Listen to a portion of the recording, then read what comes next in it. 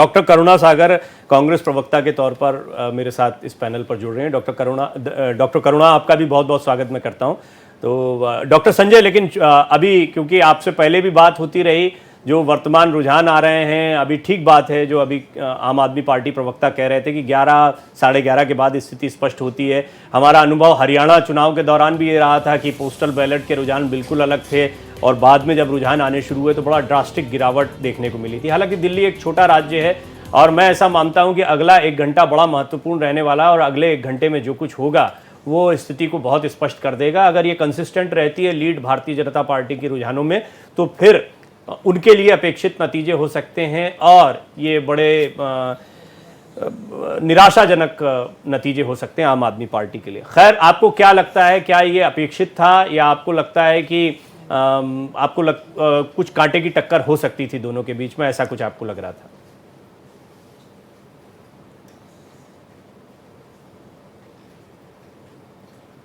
इतना छोटा था वो तो मैं नहीं बता सकता हूं, लेकिन अधिकांश एग्जिट पोल जो एक फीडबैक लिया गया था वो करीब करीब वो बीजेपी के तरफ वो दिख रहा था। रह गई बात की जो मूल समस्या थी उसको कहीं ना कहीं से भाजपा ने टारगेट किया। जमुना का पानी से लेकर के दिल्ली के पॉल्यूशन से लेकर के और खास करके वो सरकार जो सत्ता में आई ही थी भ्रष्टाचार मिटाने के लिए, मन मस्तिष्क में लोगों का वही बात थी। आम आदमी पार्टी को लोग देखते थे तो उनकी सिंप्लिसिटी को लोग याद करते थे, उनके ईमानदारी को लोग याद करते थे और लगता था कि ये जनता के लिए ही ये सरकार है। लेकिन जो 2 बड़ी घटनाएं हुई, चाहे वो शराब घोटाले की बात हो या उनके जो रहने का जो आवास दिखाया गया जिसको शीश महल कह करके एक नैरेटिव गढ़ा गया, ये दोनों चीजों ने लोगों के मन मस्तिष्क पर एक प्रभाव डाला। और खास करके दिल्ली की अधिकांश जनता, ठीक है वो झुग्गी वाली बस्तियों को अगर हम लोग किनारे भी कर दे तो जो मिडिल क्लास, जो इनके वोटर थे और मिडिल क्लास ये अपेक्षा भी करता था कि हमारे हिस्से में एक ऐसी सरकार आई है जो हमारे हितों की बात करती है। लेकिन भ्रष्टाचार का मुद्दा और जो एक वो जो वैभवशाली जो वो पैलेस का जो दृश्य जो लोगों ने देखा, तो उसी समय से चीजें कहीं ना कहीं से लोगों के मन में लग रहा था कि आम आदमी पार्टी जैसा कहती है वैसा करती नहीं है, व्यवहारिक धरातल पर कुछ वैसा नहीं है। और एक एलजी के साथ जो इनका हमेशा जो एक चलते रहा द्वंद्व, हमेशा हर बार ठीकरा फोड़ते रहे कि हम तो चाहते हैं करना लेकिन एलजी ऐसा नहीं करने देते हैं। लगा कि क्यों न, और बीजेपी ने इसी चीज को बुलाया कि हम डबल इंजन की सरकार देंगे, अगर मेरी सरकार आती है तो केंद्र की सरकार हमारी सरकार दोनों होगी, फिर इस तरह के आरोप प्रत्यारोप में आपको उलझने की जरूरत नहीं पड़ेगी, हम उसके अकाउंटेबल होंगे, हम उसकी जिम्मेवारी लेंगे। तो ये बात लोगों को, मिडिल क्लास को कहीं ना कहीं से अपील की कि एक बार इनको मौका भी दे करके हम लोग देखते हैं। और अरविंद केजरीवाल ने जिस तरह से चीजों को, हर चीज को ब्लेम करना शुरू किया, कभी कभी जनता ब्लेम से भी उब जाती है कि हर चीज में आप ब्लेम कर देते हैं कि ये तो हम ऐसा इसलिए नहीं कर पा रहे हैं कि बीजेपी हमें नहीं करने दे रही है। तो मैं दिल्ली में भी था कुछ दिन, तो लगा जिस तरह से लोगों से मेरी बात हो रही थी तो एक जो उत्साह जो दिखता था हर बार कि नहीं नहीं आम आदमी पार्टी को ही लानी है, आम आदमी पार्टी को ही सत्ता दिलानी है, हमारे हिस्से में तो जो चीजें आई वो उन्हीं की वजह से आई।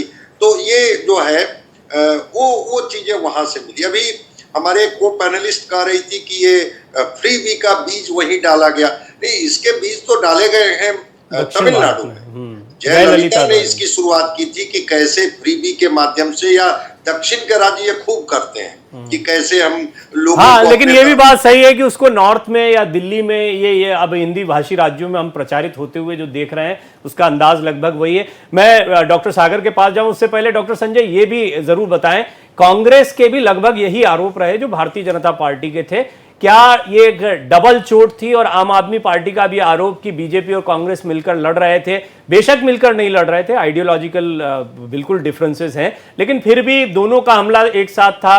कई जगह पर मजबूत उम्मीदवार उतारे गए, उदाहरण के लिए आतिशी और केजरीवाल, ये दोनों की सीटों पर बड़े मजबूत उम्मीदवार कांग्रेस ने भी उतारे। तो ये कितना इंपैक्ट देखते हैं कि कांग्रेस की वजह से भी आम आदमी पार्टी को एक बड़ा झटका लगा, साथ मिलकर लड़ते तो शायद कुछ और स्थिति होती। बिल्कुल आपने सही कहा कि कांग्रेस ने जो आरोपों में जो बल दिया आरोपों को सिद्ध करने की कोशिश की। जब उसने कहा कि नहीं ये तो हैं उस घोटाले के प्रतिनिधि हैं, तो लोगों को लगा कि नहीं ये तो बड़ा भरोसे की बात हो रही है। भाजपा बोल रही थी तो लग रहा था कि ठीक है बीजेपी बोल करके वो तो बोलते रहती है आम आदमी पार्टी के खिलाफ, लेकिन कांग्रेस तो कल तक इनके साथ लोकसभा का चुनाव लड़ रही थी और वो कांग्रेस के लोग भी इनके घोटाले को लेकर के, इनके शीश महल को लेकर के इन पर आरोपित कर रही है। तो इस आरोप में बल मिला या ताकत आई और इसके बाद जनता को ठीक है। अब ये मैं आपसे इसलिए पूछा क्योंकि आपकी तरफ से कोई बात आ गई, तो अब डॉक्टर करुणा सागर से मैं इस पर सवाल ले सकता हूं। डॉक्टर सागर, बेशक आप अपनी लड़ाई लड़ रहे हैं, आपको अपने अस्तित्व की लड़ाई लड़नी है। शीला दीक्षित जी को खूब याद किया गया इस चुनाव में। मेरा तो सौभाग्य रहा, मैंने उनसे काफी बातचीत की, उनके कार्यकाल को बड़े अच्छे से देखा समझा भी है मैंने। लेकिन अभी इस बार केजरीवाल पर जिस तरह के आप लोगों ने आरोप लगाए वो बीजेपी को ही ज्यादा फायदा देते दिखाई दिए हैं, जैसा डॉक्टर संजय भी कह रहे हैं।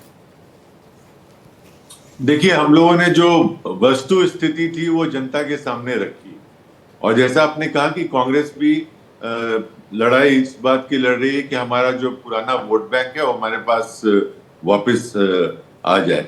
और शीला दीक्षित जी की सरकार की बात हम लोगों ने इसलिए क्योंकि पिछले बहुत लंबे समय से जब भी एक अच्छी सरकार की बात होती है तो शीला दीक्षित जी के 15 सालों को याद किया जाता है। और मैं एक दिल्ली निवासी होने के कारण दिल्ली का परिवर्तन हमने देखा है।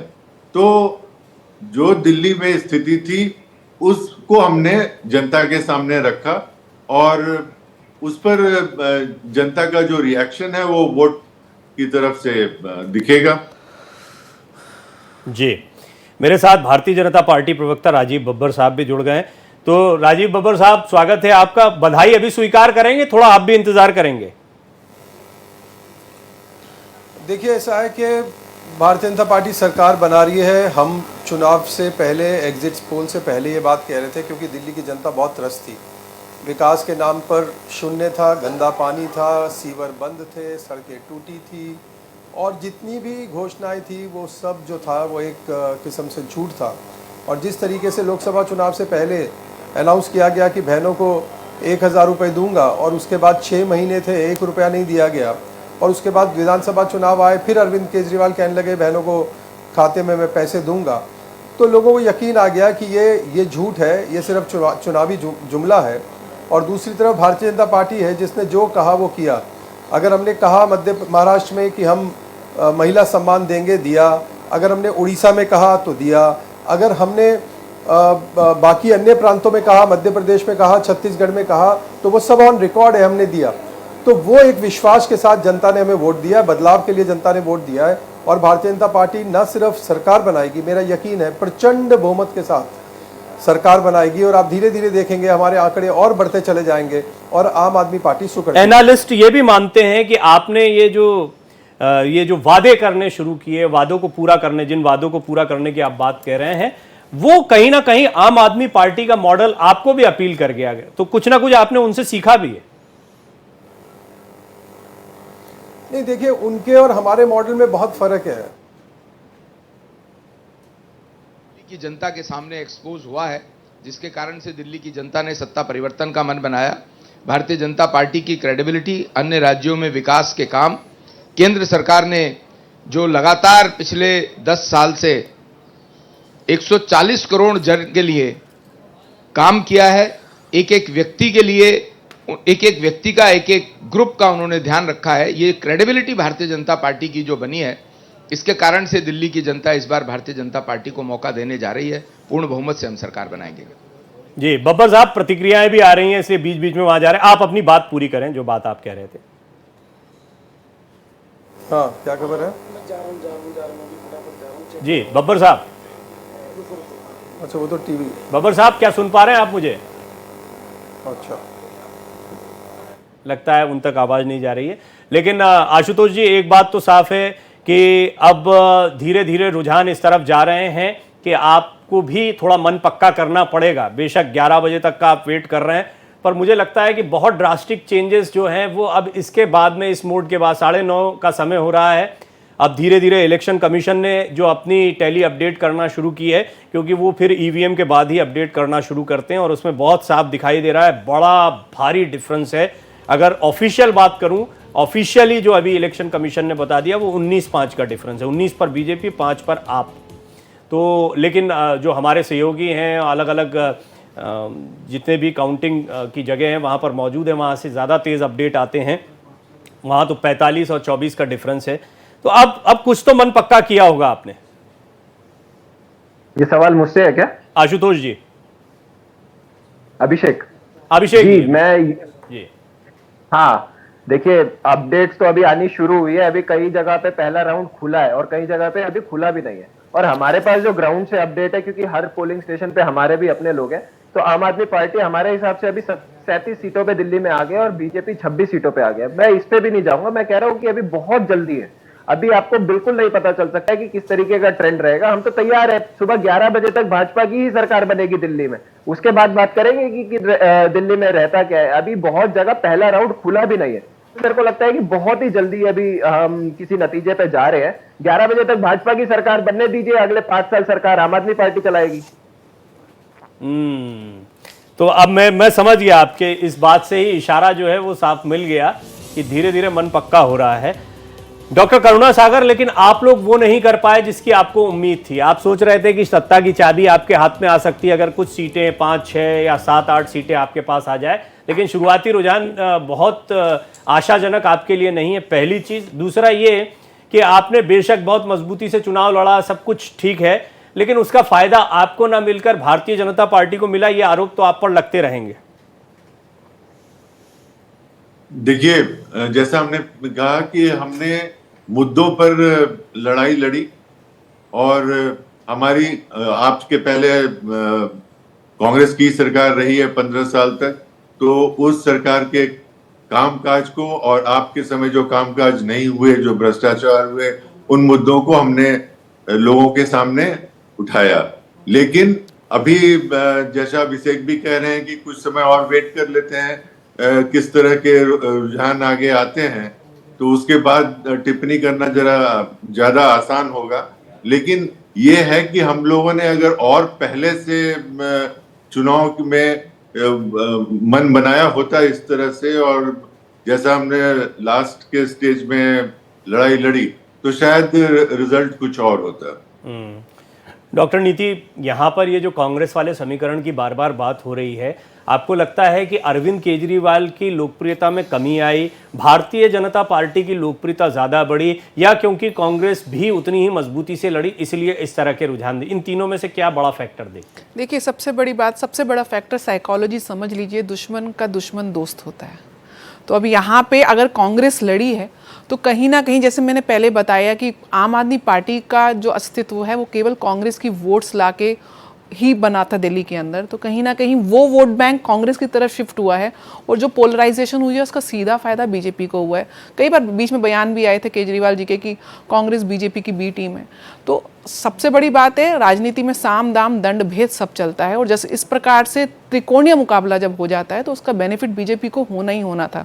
दूसरी बड़ी बात है कि जो जनता त्रस्त होती है वो तब सबसे ज़्यादा होती है जब राज्य में एक सरकार हो, केंद्र में दूसरी सरकार हो। इसका आपका परिणाम हरियाणा में आपको देखने को मिला, और वहाँ के वोटर्स बहुत समझदारी से वोट कास्ट करता है क्योंकि वो अपना बेनिफिट देखता है। वहीं कहीं ना कहीं दिल्ली जो केजरीवाल जी के भ्रमजाल में फंस गई थी, वो उस भ्रमजाल से बाहर निकल के उसने ये समझा कि दिल्ली बीइंग द कैपिटल, ये तो शुक्र बनाइए कि आधा पावर एलजी के पास है, वरना केजरीवाल जी की जिस प्रकार से आरोप प्रत्यारोप की राजनीति रही है, किस प्रकार से कभी ईवीएम पे, कभी ईडी पे, कभी एलजी पे, दिल्ली की डेवलपमेंट का पैसा, पहली बार दिल्ली इतने ज़्यादा फिस्कल डेफिसिट में आई है इकोनॉमी दिल्ली की। तो ओवरऑल इन्होंने केंद्र से पैसा भी मांगा कि हम दिल्ली चलाने के लिए हमको 10,000 करोड़ रुपए का अमाउंट आप दीजिए। तो कहीं ना कहीं, और पैरेलल आप देखेंगे केजरीवाल जी का शीश महल तब बना था जब दिल्ली कोविड की सेकेंड वेव से हाहाकार मच रहा था। ना ये ऑक्सीजन दे पाए, ना ये वैक्सीनेशन प्रॉपर कर पाए, ना कोई सुविधा दे पाए, जबकि अपने मोहल्ला क्लिनिक के मॉडल को ये पूरा वर्ल्ड में प्रचार करने के लिए बात कर रहे थे। तो ओवरऑल इनकी जो परफॉर्मेंस परफॉर्मेंस है वो धीरे धीरे इनकी क्रेडिबिलिटी को ख़त्म करती गई। और वहीं पे पैरेलली पूरे देश में जिस प्रकार से बीजेपी ने जो वादे किए उसको ग्राउंड पे डिलीवर किया, और वो ही विश्वसनीयता के साथ दिल्ली की जनता ने बीजेपी पे ट्रस्ट किया। तो पैरेलल सारे पैरामीटर्स हैं, एक बेटर गवर्नमेंट को चुनना, दूसरा एंटी इनकम्पेंसी आपके प्रति, तीसरा केजरीवाल जी के वादे और उसके बाद उनकी परफॉर्मेंस, दोनों कथनी और करनी में जमीन और आसमान का फर्क, चौथा भ्रष्टाचार के अगेंस्ट आने के बाद भ्रष्टाचार के आरोप में आज वो बेल पे हैं। तो तमाम ही सारे मुद्दे हैं, और इस पूरे मुद्दों में जो त्रस्त हुई है वो दिल्ली की जनता हुई है। उसने इस समय विवेक से काम लिया कि हम वो सरकार लाएंगे जिसके माध्यम से हमको डेवलपमेंट मिलेगी, हमको मूल आधार मिलेगा। क्योंकि किस प्रकार से टैक्स पेयर का पैसे को मिसयूज किया गया वो दिल्ली की जनता ने देखा है। क्योंकि इस बात को मैं आपके पैनल पे ये एडमिट करूंगी। तो सभी मेहमान बने हुए, आपने जो बातें कही, मुझे लगता है अभिषेक जी अगर आप सुन पाए हो तो ना तो कथित शराब घोटाला जिसको लेकर के आपकी पूरी पार्टी मुसीबत में रही, ना ही यमुना की स्थिति, ना ही और कई अन्य चीज़ें, ऐसी बातें जिनको उठाया गया बीजेपी की तरफ से, वो स्पष्टता इस ओर संकेत करती हैं कि आप लोगों की परेशानी जो है वो खुद आपने बढ़ाई है, आपके इन मुद्दों ने बढ़ाई है, जो आपने एक तरह से तश्तरी में सजा कर दी है। और एंटी इनकम्बेंसी तो थी ही। हमारे कार्यकर्ताओं ने बहुत जुनून और शिद्दत के साथ काम किया है और जनता ने भी भरपूर आशीर्वाद दिया है। जनता को भ्रष्टाचार और विकास का मॉडल चुनना था, तो उन्होंने प्रधानमंत्री श्रीमान नरेंद्र मोदी के नेतृत्व को सलाम किया है। और ये जीत हमारे राष्ट्रीय नेतृत्व की, माननीय प्रधानमंत्री के काम की जीत होगी, जो मुझे ऐसा लगता है। निस्संदेह हम दिल्ली में डबल इंजन की सरकार बनाएंगे। सर, जितने बड़े नेता आम आदमी पार्टी के वो चुनाव हारते हुए नजर आ रहे हैं। केजरीवाल भी पीछे हैं, मनीष सिसोदिया भी पीछे हैं, मुख्यमंत्री भी पीछे हैं। देखिए, हम सुबह से एक बात कह रहे हैं कि हमने दिल्ली का चुनाव दिल्ली के मुद्दों पर लड़ा है।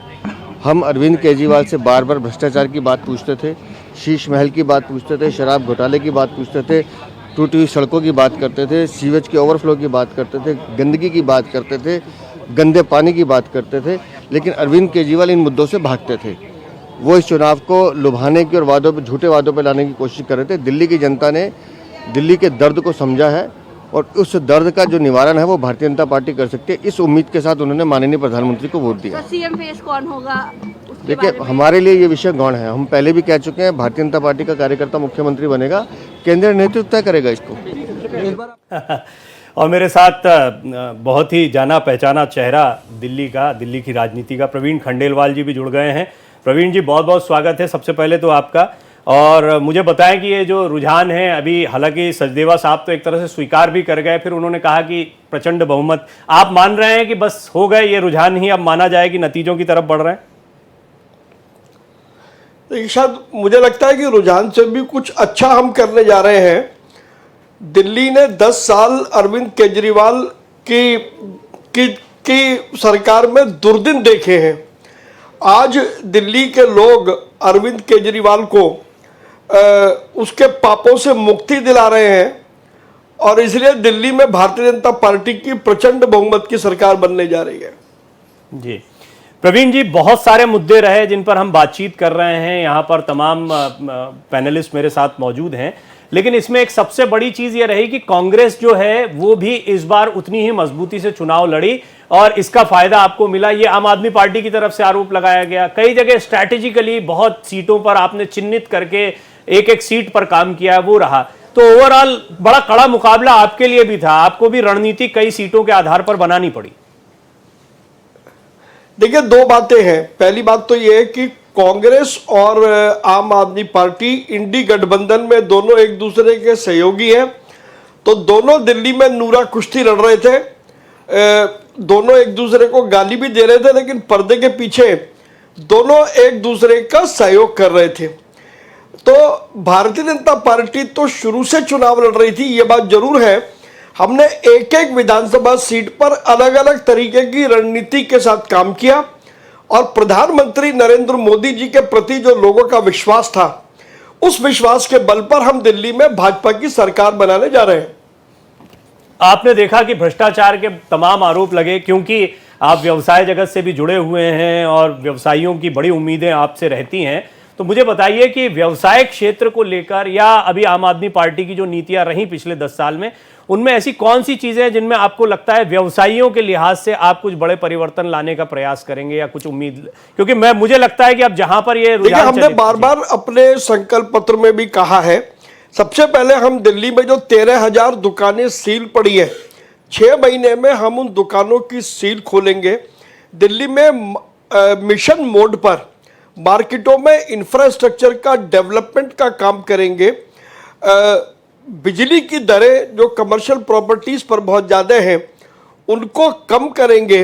इस प्रकार के बहुत सारे काम हम करने जा रहे हैं जिससे दिल्ली व्यापार का बड़ा हब बने, दिल्ली में रोजगार बड़ी मात्रा में उपलब्ध हो, दिल्ली के लोगों को रोजगार के लिए दिल्ली से बाहर न जाना पड़े और दिल्ली में व्यापार करने के नए अवसर उपलब्ध हो। ये सारे काम हम करने जा रहे हैं। जी, मेरे साथ वरिष्ठ पत्रकार अमृतांशु जी, राजनीतिक विश्लेषक डॉक्टर संजय कुमार भी जुड़े हैं। अमृतांशु जी, आप अगर कुछ पूछना चाहें प्रवीण खंडेलवाल जी, क्योंकि दिल्ली की राजनीति का एक बड़ा चेहरा भारतीय जनता पार्टी की तरफ से रहे हैं और हैं आज भी, तो आप उनसे कुछ पूछना चाहें तो पूछ सकते हैं। प्रवीण जी, आपको शायद याद नहीं है कि आपने 15 साल जो संघर्ष किया बीजेपी के लिए, उसका मैंने आपको पूरे प्रोसेस में देखा है। और जब आपको कोई नहीं जानता था, आप सिर्फ एक ट्रेड लीडर के तौर पे थे, जब सुप्रीम कोर्ट में तमाम केसों को लेकर के आप आगे बढ़ते थे। अब आपके पास एक ऐसा मौका है जब वाकई में सत्ता आपके हाथ या करीब आती नजर आ रही है। अब अगर इस बार विजन में आपके कमी आई तो बड़ी दिक्कत होने की उम्मीद है। इसीलिए प्रवीण जी, आपने जो 3 प्राथमिकताएं बताई ट्रेड और इंडस्ट्री के लिए, वो तो मुझे समझ में आ गई, लेकिन आगे इसके अलावा जो आम लोग हैं, जो मिडिल क्लास है, उसको कैसे आप अपने साथ लंबे समय के लिए रखेंगे? अमृतांशु, पहले तो मैं आपको प्रणाम करता हूं और मैं आपका आभार व्यक्त करता हूं कि आपने मेरे लिए अच्छे शब्दों का प्रयोग किया है। और क्योंकि आपने स्वयं मेरे को देखा है, मैं एक बात जरूर कह सकता हूं कि हम लोग श्री नरेंद्र मोदी जो कहते हैं वो करते हैं, उनके सेनानी हैं। और दिल्ली में जो भी कुछ 10 साल के अंदर हुआ, हम सबकी पहली प्राथमिकता है, हम 7 सांसदों की, हमारी पार्टी की और जो हमारी सरकार दिल्ली में बनेगी, हम एकजुट होकर के मिलकर के दिल्ली के हर व्यक्ति के लिए वो काम करेंगे जिससे किसी की आंख में आंसू ना हो और हर चेहरे पर मुस्कुराहट हो। मध्यम वर्ग की बहुत अपेक्षाएं भारतीय जनता पार्टी से हैं, तो मध्यम वर्ग की जो ज़रूरतें हैं, पीने का पानी स्वच्छ मिले, सीवर की अव्यवस्था ना हो, सड़कें अच्छी हो, दिल्ली में ट्रैफिक कम हो, इन सारे विषयों पर हम सरकार बनते ही तुरंत काम करने जा रहे हैं। That it is such an astounding lead shows you that good governance is all that the voter wants. Now, if you objectively view, look at Atishi, who is the chief minister, losing in Kalkaji to Mr. Biduri. Look at Arvind Kejriwal himself losing to Parvesh Verma. Look at Kailash Gehlot, who's winning in Bijwasan. Look at Mr. Marwa, who is winning against Manish Sisodia in Jangpura. Look at Mr. Satish Jain, who's winning in Chandni Chowk. Look at Mr. Kapil Mishra, who's winning in Karwal. इसी को आप सुन रहे हैं, वो बड़ी-बड़ी सीटों के बारे में जिक्र कर रही हैं। आतिशी, अरविंद केजरीवाल, ये अपनी सीट पर पीछे लगातार चल रहे हैं और ये आम आदमी पार्टी की चुनौती को निश्चित तौर पर बढ़ाएगा। प्रवीण खंडेलवाल जी हमारे साथ मौजूद हैं। डॉक्टर संजय कुमार जाने माने राजनीतिक विश्लेषक हैं। आप भी कुछ पूछना चाहें डॉक्टर संजय तो पूछ सकते हैं भारतीय जनता पार्टी के सामने, क्योंकि अब जो लीड बनी है 50 सीटों पर आगे चल रही है, ये सचमुच में जो दावे थे बीजेपी नेताओं के, उस तरफ प्रदर्शन जाता दिखाई दे रहा है। और मैं मानता हूं कि 10 बजे के आसपास के समय तक जो रुझान आने लगते हैं, फिर इसमें बहुत बड़ा फ्लक्चुएशन नहीं होता, थोड़ा और इंतजार करेंगे, लेकिन फिर भी मुझे लगता है कि बीजेपी ने अपनी मजबूत पकड़ इन रुझानों में बना ली है। आप क्या पूछना चाहेंगे बीजेपी के आगामी रणनीति के बारे में? कि आगामी रणनीति से पहले मैं प्रवीण जी से यह समझना चाहूंगा कि कहीं जो इंडिया गठबंधन की जो आपसी लड़ाई थी या जो आपसी प्रतिस्पर्धा थी, कि नहीं हम बड़े हैं वो छोटे हैं, कहीं इसका फायदा तो भारतीय जनता पार्टी नहीं उठा ले गई दिल्ली के चुनाव में? नहीं, देखिए, दो बातें हैं। एंटी इनकम्बेंसी थी, इसमें कहीं कोई दो राय नहीं है, लेकिन लोगों ने यह भी तोला है कि मोदी जी के नेतृत्व में भारतीय जनता पार्टी की सरकारें जो अन्य राज्यों में काम कर रही हैं, क्या उन सरकारों ने डेवलपमेंट की राजनीति की है? क्या उन सरकारों में जो घोषणाएं की थी, क्या उनको पूरा किया है? तो जब लोगों ने इसकी तुलना की है, तो उसके आधार पर भारतीय जनता पार्टी को वोट दिया है। खाली एंटी इनकम्बेंसी का वोट है, मैं इस बात को नहीं मानता। एंटी इनकम्बेंसी के साथ साथ ये पॉजिटिव वोट भी है, क्योंकि नरेंद्र मोदी जी ने बाकायदा परफॉर्मेंस दे करके बताया है, तो इसलिए दोनों फैक्टर काउंट होते हैं और हमें अपनी जिम्मेदारी का एहसास है। माननीय प्रधानमंत्री जी ने बार बार कहा है परफॉर्म और पेरिश, तो हम परफॉर्म करके देंगे, ये मेरा वादा दिल्ली की जनता से है। डॉक्टर नीति शर्मा राजनीतिक विश्लेषक भी मेरे साथ मौजूद हैं, क्योंकि प्रवीण जी को बहुत चैनलों पर जाना होगा, तो आप कुछ पूछना चाहें तो पूछें। देखिए, प्रवीण जी को प्रणाम, मेरे ज्येष्ठ भ्राता समान है, कैट के जनरल सेक्रेटरी रहे हैं और दिल्ली का जो गढ़ है, व्यापारिक गढ़ है, वो उस गढ़ से वहाँ से आते हैं और किस प्रकार से प्रचंड बहुमत के साथ पार्लियामेंट्री इलेक्शन में चांदनी चौक में इन्होंने जीत हासिल करी। तो निश्चित रूप से किसी भी देश की, किसी भी राज्य की जो बैकबोन होती है वो उसकी इकोनॉमी होती है, और वहीं इकोनॉमी को सपोर्ट करते हुए ये आगे बढ़े हैं, ट्रेड को आगे सपोर्ट करते हुए बढ़े हैं। और बीजेपी की सबसे बड़ी ताकत क्या है? जो उनके कैडर हैं, जो देवतुल्य कार्यकर्ता उनको संबोधित किया जाता है, वो ज़मीनी स्तर पे, बूथ लेवल पे काम करते हैं। वो ऊपरी सतह पे काम नहीं करते, लेकिन घर घर जाके और संघ के साथ, आरएसएस के साथ मिल के जिस प्रकार से व्यक्तिगत रूप से एक एक परिवार के साथ संपर्क, उनकी समस्याओं का निदान करने के लिए आगे रहते हैं, वही परफॉर्मेंस जो है वो टॉप लेवल तक जाती हुई दिखती है। और पूर्ण रूप से ये कैडर बेस्ड पार्टी है और परफॉर्मेंस के दम पर आज कहीं ना कहीं दिल्ली में ये जो चुनावी रुझान आप देख रहे हैं, जो आपदा के अगेंस्ट डेवलपमेंट को दिल्ली के वोटर ने चुना है, वो आपकी स्क्रीन पे देश की जनता को दिख रहा है कि किस प्रकार से वोटर देश की और राज्य की डेवलपमेंट को प्रेफरेंस देता है, ना कि किसी के व्यक्तिगत लक्ष्यों को। और निश्चित रूप से केजरीवाल जी की जो भी विचारधारा रही होगी मानसिक रूप से, वो कहीं ना कहीं स्पष्ट हो गई है। तो एक मखौटा जो वो लेकर आगे आए थे कि हम भ्रष्टाचार के अगेंस्ट हैं या हम नई राजनीति को जन्म देंगे, वो मखौटा आज उतर चुका है। झूठ के पैर नहीं होते हैं, वो झूठ का पर्दाफाश हो चुका है। और वहीं दिल्ली की जनता ने डेवलपमेंट की राजनीति को चुना है। आशा यही करती हूँ जिस प्रकार से बाकी 14 राज्यों में दिल्ली देश को जो प्रधानमंत्री मोदी जी के नेतृत्व में आज हम 5वीं बड़ी अर्थव्यवस्था है और तीसरी बड़ी अर्थव्यवस्था के विजन के साथ देश आगे बढ़ रहा है, वहीं दिल्ली को भी प्रोग्रेस मिलेगी, मूल मुद्दों पे काम होगा। जिस प्रकार से प्रवीण भाई बोल रहे हैं कि किस प्रकार से रोड्स की प्रॉब्लम है, पानी की प्रॉब्लम है, स्वच्छ पानी का एक बहुत बड़ा मुद्दा है दिल्ली के अंदर। दिल्ली के अंदर हवा का बहुत बड़ा मुद्दा है। बड़ा इंपॉर्टेंट बिंदु पर आप चर्चा को लेकर आए। मैं एक बार फिर टैली जो है वो दर्शकों को बता दूं, 49 सीटों पर भारतीय जनता पार्टी, शुरुआती रुझानों में 20 सीटों पर आम आदमी पार्टी, 1 पर कांग्रेस। ये आपको दिखाई दे रहा है, ये भारत एक्सप्रेस के जो टीम्स हैं उनकी तरफ से अपडेट आ रहा है डेटा। इलेक्शन कमीशन का ऑफिशियल डेटा भी आपको बता देता हूं, वहां तो डिफरेंस बहुत बड़ा है, 32 और 14, यानी 32 सीटों पर भारतीय जनता पार्टी आगे है। ऑफिशियल आंकड़ा जो अपडेट किया है इलेक्शन कमीशन ने अपनी वेबसाइट पर, वो बता रहा हूं, 14 सीटों पर आम आदमी पार्टी है। निश्चित ही आम आदमी पार्टी के लिए बड़ा झटका है।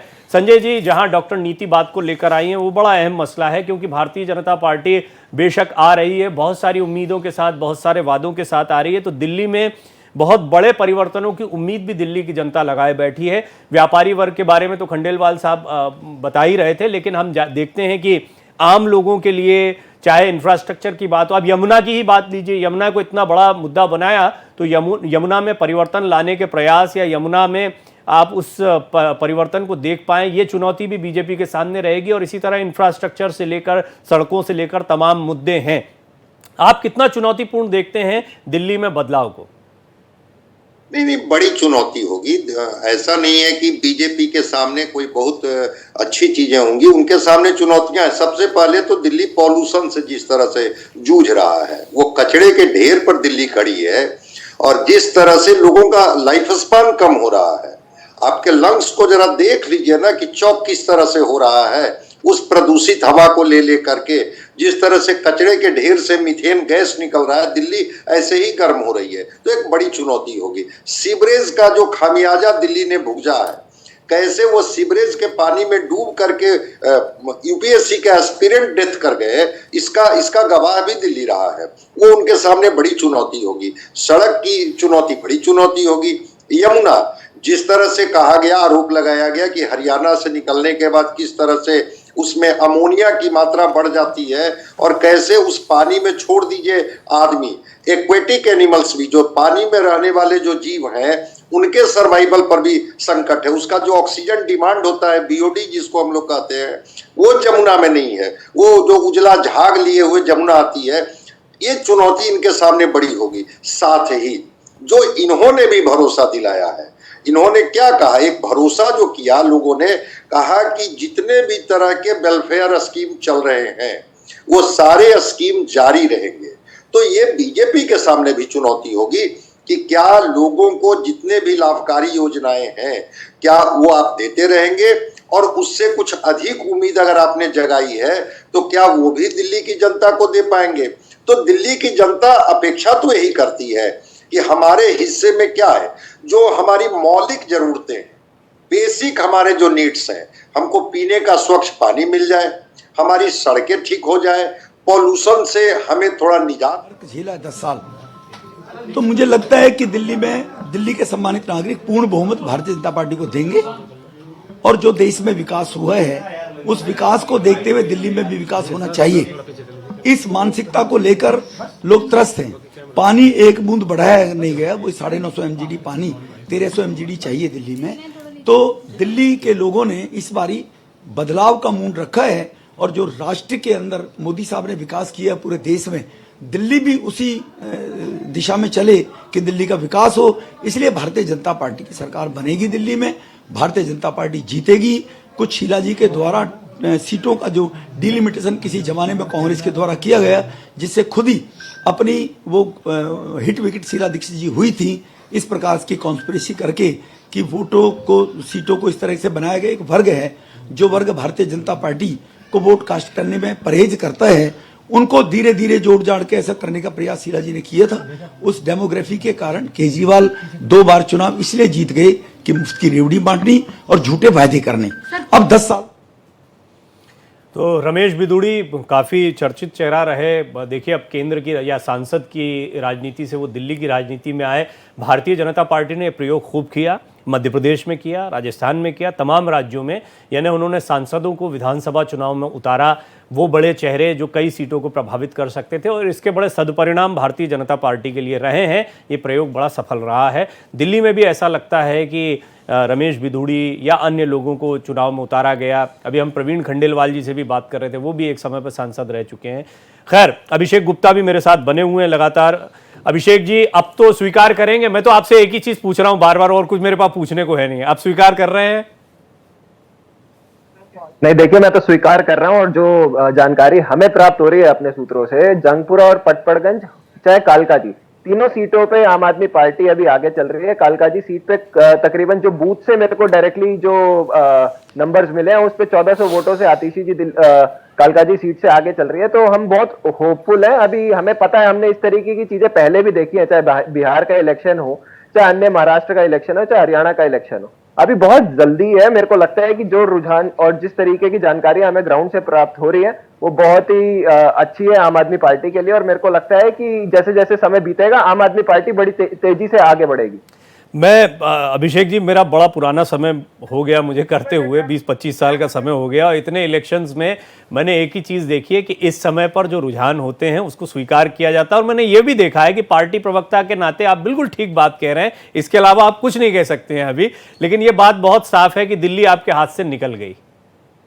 देखिए, आप भी सारे दिन यहीं बैठे हैं, मैं भी यहीं बैठा हूँ, तो जो भी लास्ट में रिजल्ट होगा उसको स्वीकार करेंगे। लेकिन जो अभी ट्रेंड चल रहा है, मैं सिर्फ उसी की बात कर रहा हूँ। आम आदमी पार्टी लगातार जिस तरीके से सुबह से पीछे दिखाई जा रही थी कि 10 सीटों पे आ गया, 12 सीटों पे आ गया, जो अभी हमको अनुमान के मुताबिक मिल रहा है, हमारे अनुमान के मुताबिक हम लगभग 38 सीटों पे दिल्ली में आगे चल रहे हैं। और जैसे जैसे अभी समय बीतेगा ट्रेंड क्लियर होता नहीं, रहेगा। पर मुझे नहीं पता कि आपको ये कहां से मिल रहा है आंकड़ा। मैं आपको इलेक्शन कमीशन का ऑफिशियल आंकड़ा भी बता देता हूं, अगर आप टेलीविजन स्क्रीन पर नहीं जाना चाह रहे हैं तो इलेक्शन कमीशन जो है वो अपना आंकड़ा अपडेट करता जा रहा है। 37 सीटों पर भारतीय जनता पार्टी को इलेक्शन कमीशन आगे दिखा रहा है और आपको 20 सीटों पर आगे दिखा रहा है। 37 यानी बहुमत का आंकड़ा पार कर चुकी Bharatiya Janata party election commission के ऑफिशियल आंकड़ों में भी। और जैसे आपके सोर्सेस से खबर मिल रही है, हमारे भी तमाम संवाददाता अलग अलग बूथों पर मौजूद हैं, अलग अलग मतगणना केंद्रों पर मौजूद हैं और वहां से हम देख रहे हैं कि जो आंकड़े आ रहे हैं वो तो बीजेपी की लैंडस्लाइड विक्ट्री को दिखा रहे हैं, बहुत मजबूत जीत को दिखा रहे हैं। अमृतांशु जी, इस समय तक जो आंकड़े आते हैं, जो रुझान आते हैं, इसको लेकर आप कितनी पुख्ता टिप्पणी करना चाहेंगे? मेरा तो मानना है कि अब ये रुझान धीरे धीरे नतीजों की तरफ बढ़ेंगे और अगर इसमें फ्लक्चुएशन में देख भी रहा हूं तो वो बीजेपी की तरफ ज्यादा जाता दिखाई दे रहा है मुझे। नहीं, आपके साथ इस मामले में सहमत हूं, लेकिन एक चीज मैं प्रवीण जी आपको बोलना चाह रहा था। पिछले 2 घंटे से आपके साथ जुड़ा हुआ हूं। ये जो आपके स्क्रीन पे जो लास्ट बैंड है ना, उसमें एक कोने पे रुझान है, उसको अगर अपडेट कर देना तो मुझे लगता है एक बेहतर पिक्चर जो है व्यूअर को मिल पाएगा, क्योंकि वो रुझान 0-0 पे सुबह से अटका हुआ है और सारे 0-0 है। तो उसको थोड़ा एक अपग्रेड कर दें तो बड़ी मेहरबानी होगी, ताकि मिसलीडिंग ना हो व्यूअर्स के लिए। दूसरी बात कि जो मेरी नजर थी मुसलमान वोटों पे, और जो भाजपा शुरू से कहती रही है कि जो हिंदू ब्रांड ऑफ सेक्युलरिज्म है, जो हिंदू ब्रांड ऑफ सेक्युलरिज्म है, वो जैसे जैसे मुसलमानों को समझ में आएगा कि वही असलियत में सेक्युलरिज्म है, तो मुसलमान बीजेपी के साथ जुड़ना शुरू होगी। ये जो सोच है भाजपा की, क्या मेरी नजर इन दिल्ली में मुसलमान वोटरों पे इसलिए है कि क्या वो वोट मुसलमान बीजेपी को करना शुरू कर रहे हैं या फिर नहीं। और जो अभी तक के खबर आ रही है उसमें मुसलमान वोट करता हुआ नजर आ रहा है बीजेपी को। और अगर दिल्ली में ये परिवर्तन हो जाता है और ये नजर आने लगता है इन acceptance of the by the Muslims of the Hindu brand of secularism, तो इसका एक बहुत बड़ा व्यापक आपको राजनीति में एक मोड़ नजर आएगा। जी।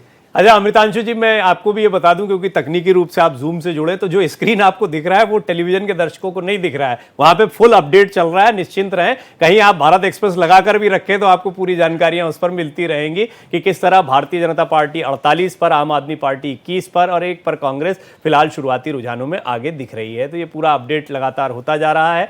और डॉक्टर संजय, आपने भी सुना कई मुद्दे और कई बात। हाँ, आप कुछ कहना चाह रहे हैं अभिषेक जी? जी जी, मैं सिर्फ इतना सा बोल रहा हूँ, वही इलेक्शन कमीशन की वेबसाइट पे अब अरविंद केजरीवाल अपनी सीट से आगे हो गए हैं। तो मेरा सिर्फ इतना सा ये कहना है कि अभी बहुत अर्ली राउंड है, पहला दूसरा राउंड ही कहीं कहीं पे अभी खुला है। तो जिस तरीके से अरविंद केजरीवाल सुबह से 2 घंटे से पीछे दिखाए जा रहे थे, अब जैसे ही राउंड खुलने लगे अरविंद केजरीवाल अपनी सीट पे आगे हो गए हैं। उसी के बिहाफ पे मैं बताना चाह रहा था कि कालका जी और जंगपुरा की सीट पे भी आम आदमी पार्टी के नेता, अभी बहुत जल्दी है, मैं वही बोल रहा हूँ, अभी 10 बजे तक यहाँ पर पता नहीं चलेगा। दिल्ली में स्थिति थोड़ी सी क्लोज वाली है। मेरे को लगता है कि जैसे जैसे समय बीतेगा आम आदमी पार्टी की मुझे तो यही आश्चर्य है अभिषेक जी कि अभी, मतलब मैंने तो बिल्कुल नहीं सोचा था कि अरविंद केजरीवाल की सीट को लेकर आप लोगों की चिंताएं इतनी रहेंगी कि उस पर क्या अपडेट आ रहा है पर फोकस जाएगा। खैर, उनके लिए तो शुभकामनाएं, काम खूब किया है उन्होंने, बड़ा लोकप्रिय चेहरा रहे हैं, राष्ट्रीय राजनीति में आपके लिए बहुत महत्वपूर्ण है, तो उनका अपना चुनाव जीतना तो जरूरी है ही, पर संघर्षरत है वो वहां पर और मैं उम्मीद करता हूं कि वो अच्छा प्रदर्शन करें। शुभकामनाएं इसके लिए। लेकिन आप भी देख रहे हैं कि कालका जी और अरविंद केजरीवाल 2 सीटों पर आप लोग जो फोकस हो गए, वो कहीं ना कहीं ये दिखाता है कि यही चुनौतीपूर्ण हो गया तो पूरी दिल्ली तो आपके लिए कितना बड़ा चैलेंज बन गई। नहीं, मैं तो नई दिल्ली का एक एग्जांपल देके कह रहा हूं कि अभी अर्ली ट्रेंड्स है। पोस्टल बैलेट से और पहले एक राउंड से हम अंदाजा नहीं लगा सकते कि दिल्ली में हो क्या रहा है, क्योंकि बहुत सारी सीटों पे 17-17, 20-20, 25-25 राउंड है। अभी ज्यादातर विधानसभाओं में सेकंड राउंड खुल रहा है। तो मेरे को लगता है कि कम से कम 8-10 राउंड का हमें इंतजार करना चाहिए। जब तक ये नहीं खुलेगा तब तक स्थिति स्पष्ट हो नहीं पाएगी दिल्ली में। अच्छा डॉक्टर संजय, ये बताइए कि सीएम को, सिटिंग सीएम को हराने वाला सीएम पद का ज्यादा बड़ा दावेदार दिखता है, या अरविंद केजरीवाल जैसे बड़े चेहरे को अगर कोई हरा दे तो वो बड़ा दावेदार दिखता है, या फिर एकदम से डार्क हॉर्स जैसा मध्य प्रदेश, राजस्थान या अन्य जगहों पर देखने को मिलता है?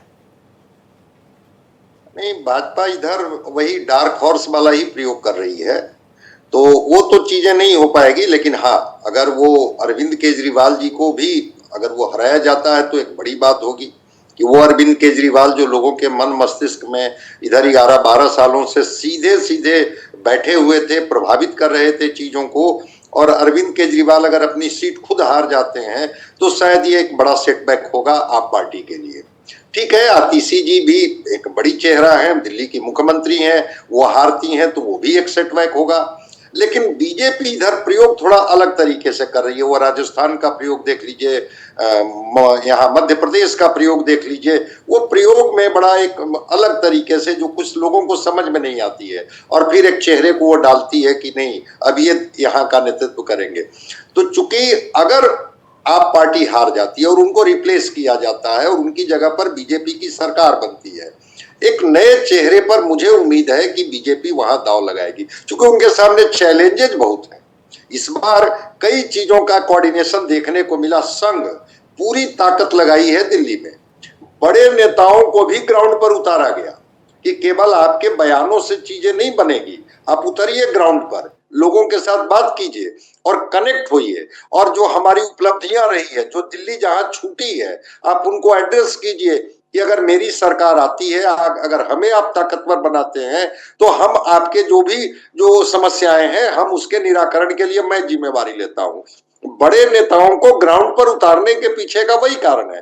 अमित शाह जो दिल्ली देहात के सरपंचों के साथ बैठक करते हैं, तो जो 1-to-1 मुलाकात बड़े नेताओं की हो रही है, अमित शाह की सरपंचों से मुलाकात हो रही है, संघ जो ग्राउंड पर उतर करके काम किया है, तो क्या फीडबैक मिलता है, इसके आधार पर दिल्ली में व्यक्ति को तय किया जाएगा कि अच्छा ये व्यक्ति हैं जो इन सारी चीजों को एड्रेस कर सकती है। क्योंकि चुनाव तो फिर 5 वर्ष के बाद होंगे ना। अगर बीजेपी भी नहीं कर जाती है, चुनाव जीत जाती है और अरविंद केजरीवाल या आप पार्टी नहीं जीत पाती है, तो 5 साल में जितने भी ये वादे किए हैं, चाहे वो मंचों से वादे किए गए हों, चाहे उनके घर पर जाकर के इन्होंने वादे किए हों कि अच्छा ये समस्या है, चलिए हमें मौका दीजिए, हम एड्रेस करेंगे, तो मैं समझता हूं कि अरविंद केजरीवाल का हारना एक बड़ा सेटबैक होगा। जब अरविंद केजरीवाल ही अपनी सीट नहीं बचा पाएंगे तो फिर तो एक बड़ी चुनौती होगी आप पार्टी के सामने कि क्या अरविंद केजरीवाल जैसे चेहरे को भी नकार दिया लोगों ने। आतिशी भी मुख्यमंत्री हैं, मुख्यमंत्री का हार जाना भी पार्टी के लिए एक बड़ा सेटबैक होता है कि जिसको आपने चेहरा बनाया वो भी अपनी सीट नहीं बचा पाई। लेकिन बीजेपी के बारे में अभी कुछ नहीं प्रिडिक्ट किया जा सकता है कि जो उनको हरा देंगे वही कल दिल्ली के मुख्यमंत्री हो जाएंगे, ये कहना थोड़ा प्रीमैच्योर्ड होगा। बात है कि बीजेपी की जैसे सबसे बड़ी ताकत बता रहे हैं कि आरएसएस और उसका केडर रहा है, और दिल्ली में ज़मीनी स्तर पे बीजेपी एक एक परिवार से व्यक्तिगत रूप से बीजेपी का कैडर जुड़ा हुआ है। निश्चित रूप से वो बहुत बड़ी ताकत है। वहीं में आम आदमी पार्टी के प्रवक्ता आशावादी होना, सकारात्मक होना, लेकिन अभी जो चुनावी रुझान आ रहे हैं वो पूर्ण रूप से बता रहे हैं कि दिल्ली की जनता के दिल से केजरीवाल जी उतर चुके हैं, और कहीं ना कहीं दिल्ली की जनता जो है वो विकास की राजनीति को आगे चल के और अपने और देश के विकास के लिए आगे बढ़ते हुए इस बार उन्होंने मतदान किया है। निश्चित रूप से ये जो चुनाव हुए हैं इस बार, जिस प्रकार से अगर बीजेपी की सरकार ने महाराष्ट्र में या एमपी में जो वादे करे महिलाओं के प्रति वो उन्होंने उनको डिलीवर किया है, लेकिन केजरीवाल जी ने जिस प्रकार से पंजाब में वादा किया, ना वहाँ पे वो महिलाओं को सुविधाएं दे पाए, ना ही दिल्ली में वो देने के सिर्फ प्रयास करते रहे, और पूर्ण रूप से जो आरोप की राजनीति है वो उनकी स्पष्ट हो चुकी है। और दूसरी बड़ी चीज़ जो सबसे बड़ी देखने वाली बात ये है दिल्ली के चुनाव में कि ये जो डिवीजन ऑफ वोट हुई है उसका बेनिफिट भाजपा को मिला है, और भाजपा की विकास की राजनीति को दिल्ली की जनता आगे चुन के लेके जा रही है। एक चीज़ और देखने वाली बात है दिल्ली चुनावों में कि जो मूल स्तर पे इंफ्रास्ट्रक्चर की डेवलपमेंट देश में हो रही है, जो बीजेपी शासित 14 राज्य हैं वहाँ से अगर दिल्ली की जनता अपने आप को कंपेयर करती है बीइंग द कैपिटल सिटी, तो वो देखती है किस प्रकार से यूपी आगे लेके जा रहे हैं, किस प्रकार से गुजरात प्रोग्रेस कर रहा है। दिल्ली की जनता बीइंग हाईली इकोनॉमिकली स्ट्रांग वो डेवलपमेंट को, वो ग्रोथ को नहीं दे पा रही है। आप देखेंगे जिस प्रकार से देश विकास की गाथा लिख रहा है, वहाँ दिल्ली की विकास की गाथा कहीं ना कहीं पीछे चली गई है। तो वो दिल्ली आज विकास के साथ आगे बढ़ रही है, आपदा के ऊपर विकास को चुन रही है। आरएसएस की छोटी से छोटी मीटिंग में चाहे 5 लोग हो चाहे 10 लोग हो, उनके कैडर ने ज़मीन पे काम किया है। उसका प्रभाव हरियाणा में भी देखने को मिला और दिल्ली में भी देखने को मिला है, जहां भाजपा ने बड़े बड़े नेतृत्व, बड़े बड़े चेहरे चुनावी रण में झोंक दिए इस बार। वहीं आज आप देखें किस प्रकार से आम आदमी पार्टी का शीर्ष नेतृत्व पीछे जा रहा है, चाहे वो अरविंद केजरीवाल जी हों, चाहे मनीष सिसोदिया जी हों, चाहे आतिशी जी हों। किस प्रकार से इतने बड़े चेहरे जिनके दम पे आम आदमी पार्टी का कहीं ना कहीं किला टिका हुआ था, तो वो पिलर्स ही आज हिले हुए हैं। तो आम आदमी पार्टी को इस समय अपने अस्तित्व की लड़ाई के लिए, उनके लिए बहुत बड़ा प्रश्न है कि ऐसा कौन सा चेहरा वो सामने लेकर आए जो केजरीवाल जी के ऊपर आम आदमी पार्टी के अस्तित्व को बचा पाए, क्योंकि केजरीवाल जी के नेतृत्व में कहीं ना कहीं आज आम आदमी पार्टी का फ्यूचर मेरे को जो है वो डार्क लगता है। और जहां तक बीजेपी के सीएम कैंडिडेट का सवाल है, देखिए बहुत अनप्रिडिक्टेड बीजेपी के कैंडिडेट्स रहते हैं, हमने और राज्यों में भी देखा। पूर्ण रूप से बहुत डीपली स्टडी करने के बाद सशक्त नेतृत्व को आगे बढ़ाते हैं। चाहे आप एमपी में देखें, चाहे राजस्थान में देखें, किस प्रकार से, चाहे छत्तीसगढ़ में आप देखिए किस प्रकार से ऐसे चेहरे लेकर आए जिनकी उम्मीद नहीं थी, लेकिन वहाँ पे वो डेवलपमेंट धीरे धीरे देखने को मिल रही है, प्रोग्रेसिव देखने को मिल रही है। क्योंकि मैं समझती हूँ भाजपा हाईली सेंट्रलाइज्ड पार्टी है। यहाँ पे ऐसा नहीं होता है कि अगर स्टेट का कोई लीडर है तो उसके पास फुल चार्ज है। बहुत ही कोऑर्डिनेशन के साथ ये शीर्ष नेतृत्व, तो डबल इंजन की बात करते हैं तो दोनों इंजन, इसमें कोई दो राय नहीं है कि 2014 के बाद से भारतीय जनता पार्टी की स्ट्रैटेजी, चुनावी रणनीतियों में बड़ा जबरदस्त एक बदलाव और सकारात्मक बदलाव देखने को मिला, जिसका फायदा हम देखते हैं कि भारतीय जनता पार्टी को तमाम राज्यों के चुनाव में मिला है। यह भी बात सही है कि आम आदमी पार्टी का राजनीति करने का तरीका कुछ ऐसा रहा कि जिसके पीछे कई पार्टियां चली। बड़ी बड़ी पार्टियों ने बहुत सारी चीजें हैं जो उनसे सीखी, जैसे कि जिसे आप फ्री बीज कहते हैं, योजनाएं कहते हैं, उसका एक मॉडल रखा। लेकिन यह बात भी सही है कि आम आदमी पार्टी के लिए 2025 का ये विधानसभा चुनाव बिल्कुल वैसा नहीं रहा जैसा पहले के 2 चुनाव रहे थे। मैं आपको यह बता दूं, मिल्कीपुर से बड़ी खबर आ रही है जो आप इस वक्त देख पा रहे हैं। उत्तर प्रदेश का मिल्कीपुर की जो विधानसभा सीट है वो एक बहुत बड़ा प्रतिष्ठा का प्रश्न भारतीय जनता पार्टी के लिए बना हुआ था और यहां पर 15,000 वोटों से आगे हैं भारतीय जनता पार्टी के प्रत्याशी। और मेरे साथ हिमांशु शुक्ला, भारतीय जनता पार्टी प्रवक्ता, और सूरज उपाध्याय, आम आदमी पार्टी प्रवक्ता भी मौजूद हैं। डॉक्टर संजय कुमार, अमृतांशु जी भी लगातार मेरे साथ बने हुए हैं। हिमांशु जी स्वागत है आपका, उपाध्याय जी आपका भी बहुत बहुत स्वागत है। तो उपाध्याय जी शुरुआत आपसे ही, पहले तो क्या कहेंगे आप, अभी आप लोगों की उम्मीदें कितनी बरकरार हैं या थोड़ी निराशा? लगता है आवाज आप तक नहीं पहुंच रही है, लेकिन हिमांशु जी आप बताएं मुझे, चुनाव के दौरान भी कई बार आपसे बात होती रही, अपेक्षित नतीजे आप लोगों के लिए फिलहाल दिखाई दे रहे हैं, लेकिन आप भी इंतजार कर रहे हैं या इसको जीत के तौर पर स्वीकार कर लिया? हालांकि थोड़ा फ्लक्चुएशन हो रहा है, फिर भी ऑफिशियली मैं देख रहा हूं इलेक्शन कमीशन की वेबसाइट भी अब अपडेट कर चुकी है कि पूर्ण बहुमत की तरफ रुझानों में भारतीय जनता पार्टी दिखाई पड़ रही है और 11-12 बजे तक तस्वीर और स्पष्ट हो जाएगी। जी देखिए, ये जो चीजें हैं ये हमको पहले से ही पता थी।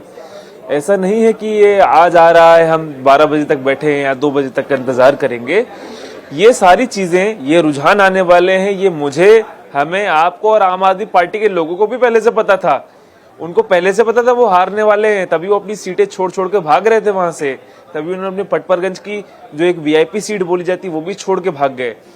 तो ये सब उनको पता है कि जनता पहले से ही हमारे साथ है। उनको लगा कि वो 10 साल तक झूठ बोलेंगे, जनता को जो है गुमराह करेंगे, और उसके बाद उन्होंने सोचा कि हम 10 साल बाद फिर नए झूठ बोलने लगेंगे और जनता हमारे साथ आ जाएगी। तो ऐसा नहीं हुआ है।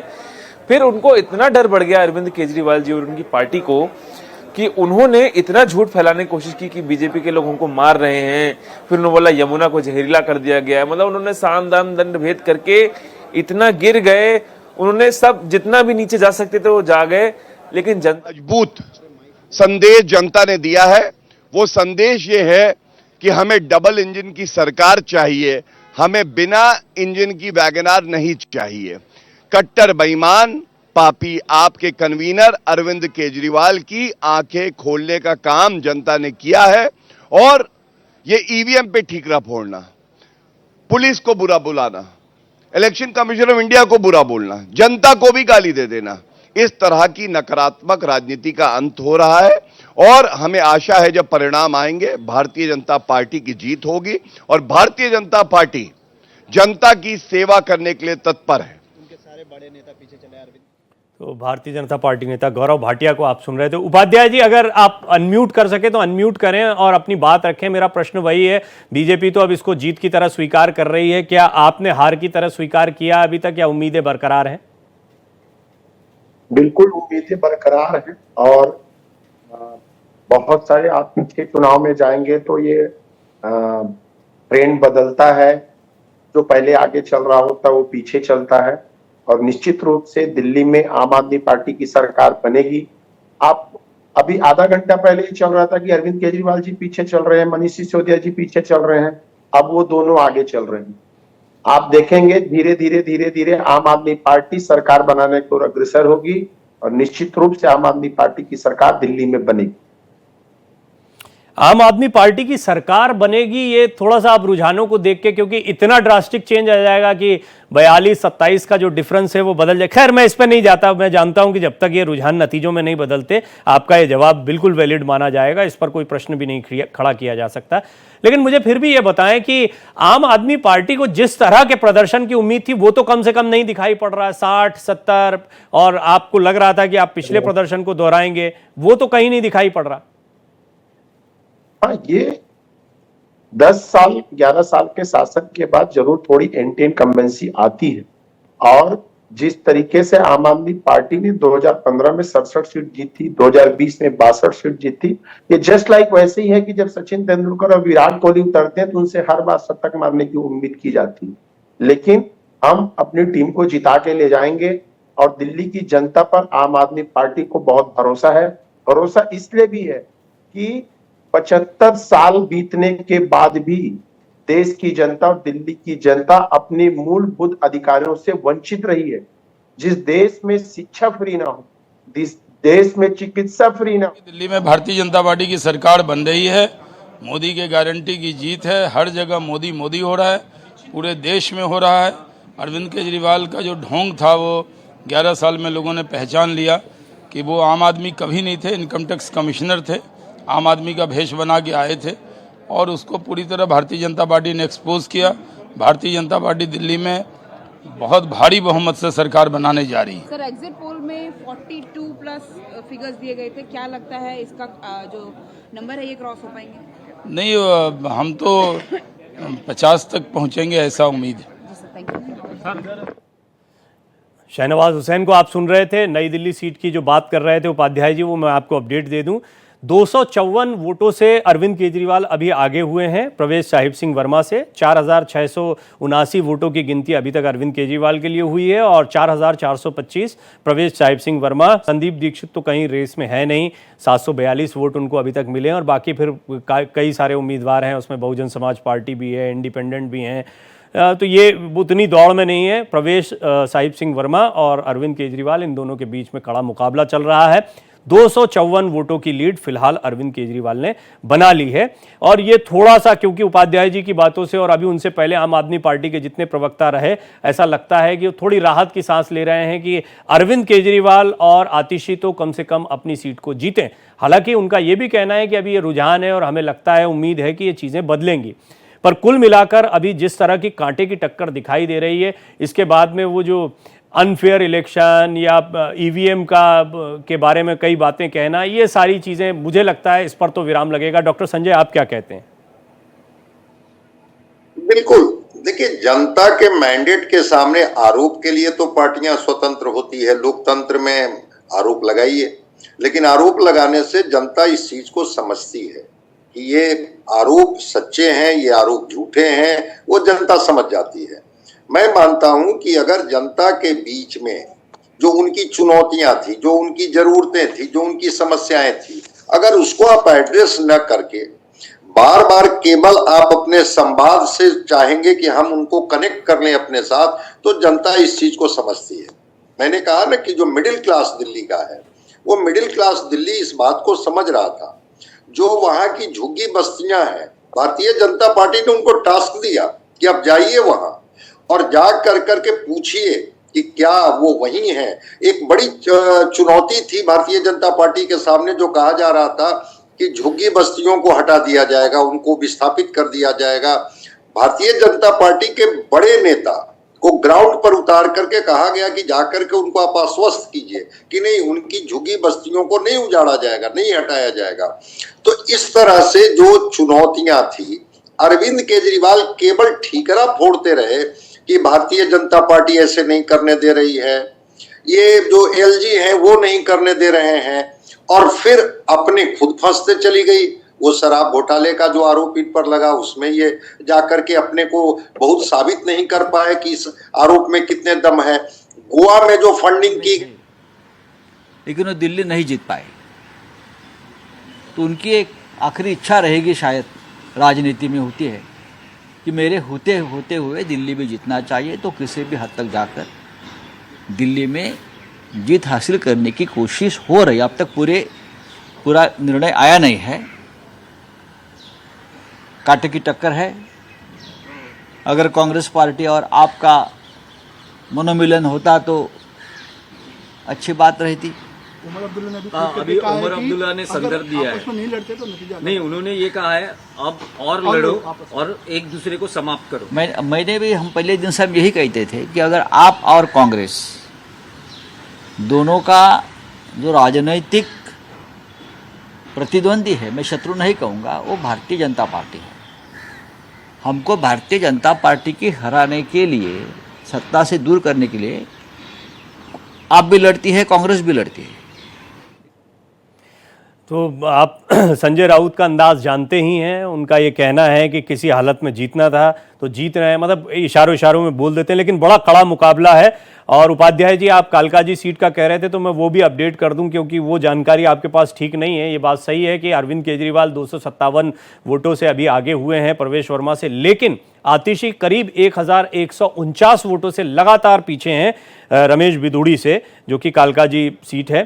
जी के नेतृत्व में भारतीय जनता पार्टी की सरकार बनने जा रही है।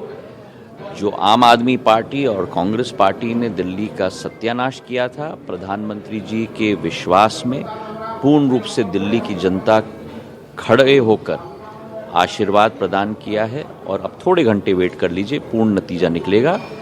अब समय आ गया है कि आप जाइए। केजरीवाल जी ने कहा कि हालांकि देखिए, मुझे भी लगता है कि थोड़ा इंतजार करना चाहिए। मैं इस बात से पूरा इत्तेफाक रखता हूं, क्योंकि 70 सीटें होती हैं, अभी काफ़ी राउंड्स बाकी हैं काउंटिंग के। कई बार कुछ ऐसे सेंटर्स खुलते हैं जो अचानक से बहुत ड्रास्टिक चेंजेस ले आते हैं टैली में, तो थोड़ा इंतज़ार कर सकते हैं। और हम देख रहे हैं 35 सीटों का बस खेल रहता है, तो कौन 36 पर पहुंचता है और कितनी देर में 5-7 सीटों का उलटफेर होता है, ये कोई बड़ी बात नहीं होती है। लेकिन कालकाजी सीट पर आतिशी लगातार पीछे चल रही हैं। रितु चौधरी मेरे साथ कांग्रेस प्रवक्ता जुड़ चुकी हैं। रितु जी, आप तो खैर सुन भी रही हैं, काफ़ी देर से रितु जी मेरे साथ जुड़ी हुई हैं, लेकिन मैं ये आपसे ज़रूर जानना चाहूँगा कि ये माना जा रहा था कि कांग्रेस बड़े मुस्तैदी से लड़ रही है। मैं आपको बता दूं कि संदीप दीक्षित जो है वो 700 वोट अभी तक उनको मिले, जहां पर हम ये डिफरेंसेस की बात कर रहे हैं अरविंद केजरीवाल और प्रवेश वर्मा की लड़ाई के बीच में, या चुनावी लड़ाई के बीच में। रमेश बिधूड़ी और आतिशी के बीच में अलका लांबा को 493 वोट, यानी कोई ऐसा बड़ा डिफरेंस नहीं है जो आप कांग्रेस के उम्मीदवार क्रिएट कर रहे हैं। कांग्रेस के प्रति बहुत ज्यादा लगाव नहीं देखने को मिल रहा है जनता का। देखिए, हम अपनी बात लेकर जनता के बीच में गए थे। हमने ना वहां पर जो है हिंदू मुसलमान किया, ना हमने जो नफरत की बात की, ना हमने जो है बड़े बड़े वादे किए, ना हमने जो है जनता को मूर्ख बनाने का काम किया। जो जनता के कल्याण की बात थी वो की, और हमने अपने जितना भी हमारा काम था वो गिनाया। शीला दीक्षित जी के समय का काम गिनाया। अब जिन स्टेट्स में हमारी सरकार है, हमने उनका काम गिनाया, और वही चीज को लेकर हम जो है जनता के बीच में गए। इस प्रकार का कोई भी है ना भाजपा का रहा, ना आप पार्टी का रहा, ये अपने काम नहीं गिना पाए, केवल फ्रीबीज और जनता को प्रलोभन देने के अलावा कुछ कर नहीं पाए। दूसरी बात ये है कि जनता का जो भी आदेश रहेगा वो तो सर माथे पर है ही हमारा, लेकिन उसके साथ साथ हम अपने विचारधारा को हमेशा ऐसे ही बनाए रखेंगे। और इसमें एक शेर मुझे याद आ रहा है कि गिरते हैं शहर सवार ही मैदाने जंग में, ये तिफिल क्या खाक गिरेंगे जो घुटनों के बल चला करते हैं। इनकी कोई विचारधारा नहीं है, विजन नहीं है। कांग्रेस पार्टी का विजन है। शीला दीक्षित जी ने जो आज चमकती दिल्ली आप देखते हैं वो शीला दीक्षित जी की देन है। भाजपा भी ये मानती है, उन्होंने कई भाषणों में ये कहा भी है, और इस चीज को दिल्ली की जनता भी नहीं नकार सकती है, नहीं भुला सकती है। ये समय समय की बात है। एक समय ऐसा भी था जब जो है भाजपा की केवल 2 सीट हुआ करती थी जो है पार्लियामेंट में, वो भी समय था। आज भी समय है कि 3 बार से जो है भाजपा की सरकार है केंद्र में। तो ये सब ठीक है जो आप कह रही हैं, लेकिन ये दिख क्यों नहीं रहा है? ये प्रदर्शन में क्यों नहीं दिख रहा है? जनता को क्यों नहीं दिख रहा है? आप कह तो रही हैं, ये वाचक रूप से ठीक लग रहा है, आपका बोलने में तो ठीक है, आप प्रवक्ता के तौर पर रख देंगी बात, लेकिन ये जमीन पर तो दिखता ही नहीं है कि जनता ने ऐसा लिया आपकी बातों को। देखिए, दिल्ली जो है, दिल्ली हमेशा से एक तरफा वोट करती है। उन्होंने एक तरफा वोट किया, केजरीवाल जी को बम्पर वोट देकर जिताया, जबकि कि शीला दीक्षित जी जो है पूरे शवाब पे थी अपने पे, उनकी सरकार जो है पूरे विकास कार्य कर रही थी, तब भी जो है क्योंकि 3 बार की सरकार हो गई थी। इसी प्रकार से जब जो दिल्ली की जनता को जब लगता है कि इस सरकार को हटाना है, तो दूसरी सरकार जो भी होती है वो चाहते हैं कि ये वोट खराब ना होके हम ये सरकार बना लें। उस सरकार पर पूरा विश्वास जताती है। ये दिल्ली की जनता का अंदाज रहा है हमेशा से, और वही अंदाज जो है वो आज आपको जो है चुनाव में देखने को मिल रहा है कि वो भाजपा की मैं अभी उपाध्याय जी, आप सीट दर सीट आप भी अपडेट ले रहे होंगे, लेकिन आप देखेंगे कि जो डिफरेंस चल रहा है ना, वो आम आदमी पार्टी भी जिन सीटों पर आगे वहां भी 400-500 का डिफरेंस चल रहा है, और इतना ही लगभग 600-700 यही कांग्रेस लेकर आ रही है। क्या कांग्रेस ने आपके हिस्से के वोट खींच लिए? मैं आपको फिर से बोलना चाहूंगा कि दिल्ली में आम आदमी पार्टी की सरकार बनेगी, और आप लगातार देखेंगे जो भाजपा 49-50 तक चले गई थी, अब वो 39 पे आ गई है। आम आदमी पार्टी 31 सीटों तक पहुंच गई है, रुझानों में आ गई। जैसे जैसे समय गुजरेगा, अगर आपको याद होगा वोटिंग का दिन, तो शुरुआत में वोटिंग परसेंटेज बहुत कम था, दोपहर बाद वोटिंग परसेंटेज बहुत तेजी से बढ़ा था। आम आदमी पार्टी निश्चित रूप से दिल्ली में सरकार बनाएगी।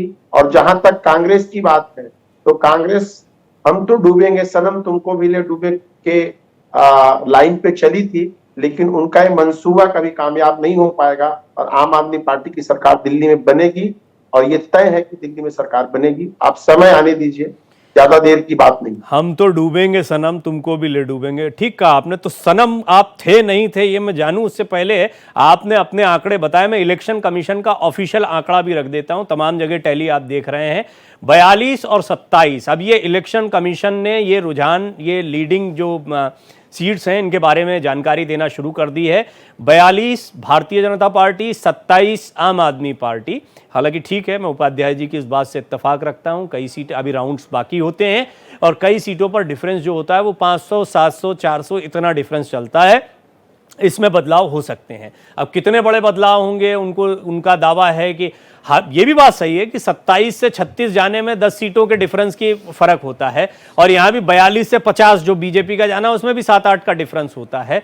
तो अभी लीड तो बनी हुई है रुझानों में भारतीय जनता पार्टी की। अब इनकी लीड और ज्यादा बढ़ती है या आम आदमी पार्टी कुछ सीटों पर और बेहतर कर पाती है, ये देखने वाली बात होगी। हिमांशु जी, धुकधुकी तो रहती है इस समय तक भी, इसमें कोई दो राय नहीं है, भले ही रुझान कुछ भी बताते रहे, अभी कई राउंड्स बाकी है। हिमांशु जी? नहीं, हमें कोई डर नहीं है, हमें कोई डर नहीं है, कोई भी डर नहीं है। हमें पूर्ण विश्वास आज से नहीं, 1 महीने 2 महीने पहले से ही हो गया है। जनता हमारे साथ है, इतना हमने काम किया है जनता के लिए, हम जनता के बीच में गए हैं। आम आदमी पार्टी जिस बिना पे उछल रही है, उसने बोला था कि हमारे 3 मुख्य मॉडल हैं। तो मुख्य मॉडल उसने बोला था कि हमने स्कूलों का इंफ्रास्ट्रक्चर अच्छा किया है, हेल्थ अच्छा किया है, और महिला सुरक्षा अच्छे किया है। हेल्थ के नाम पे इन्होंने मोहल्ला क्लिनिक के नाम पे लोगों से रुपया लूटे, 4 लाख टेस्ट का रुपया लिया सरकार से, जब जांच हुई पता चला 65,000 टेस्ट हुए थे। ठीक है, इनका ये मॉडल फेल। स्कूल इन्होंने बोला हमने इंटरनेशनल लेवल के कर दिए हैं, जब स्कूलों खुलासा हुआ तो 1300 करोड़ रुपए का घोटाला किया गया है। महिला सुरक्षा की जब बात की गई है तो 15 लाख सीसीटीवी के वादे किए, 4 लाख के कैमरे लगवाए। पैनिक बटन जो हम देख रहे हैं ओला उबर कैब में लगता है, पैनिक बटन के भी घोटाला किया इन्होंने, पैनिक बटन लगवाने में भी घोटाला किया है। तो अरे भैया कहीं तो जनता को छोड़ दो, जनता का पैसा कहीं तो जनता की सेवा में लगने दो। इसी से त्रस्त आके जनता ने पहले ही इनको टाटा बाय बाय कर दिया था जी। इनके मुख्य नेता जो है पहले ही सीट बदलने लगे थे, इधर उधर भागने लग गए थे, कुछ इनके विधायक छोड़ गए क्योंकि उनको पता है कि इनका शीर्ष नेतृत्व ने जो गड़बड़ किया है। तो 15-20 दिन पहले ही लोग आम आदमी पार्टी छोड़ना शुरू कर दिए थे चुनाव के पहले, और ये हम किसी से छुपा नहीं रह गया है, हमने अपने सपने देखा है।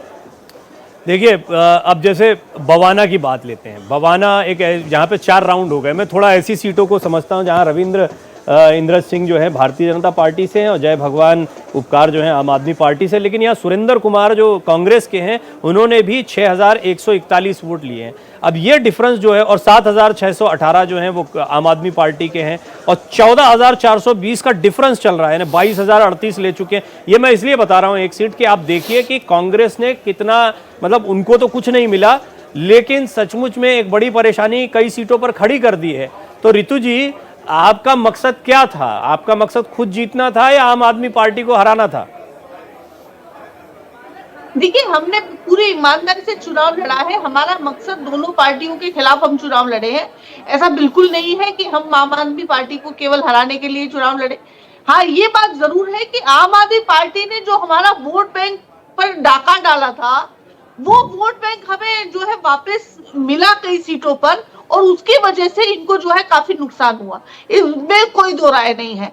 लेकिन क्योंकि वो वोट बैंक जो था वो दलितों का था, अल्पसंख्यक थे, वंचित थे, पिछड़े थे, और उनको केवल और केवल मूर्ख बनाने का केजरीवाल जी ने किया।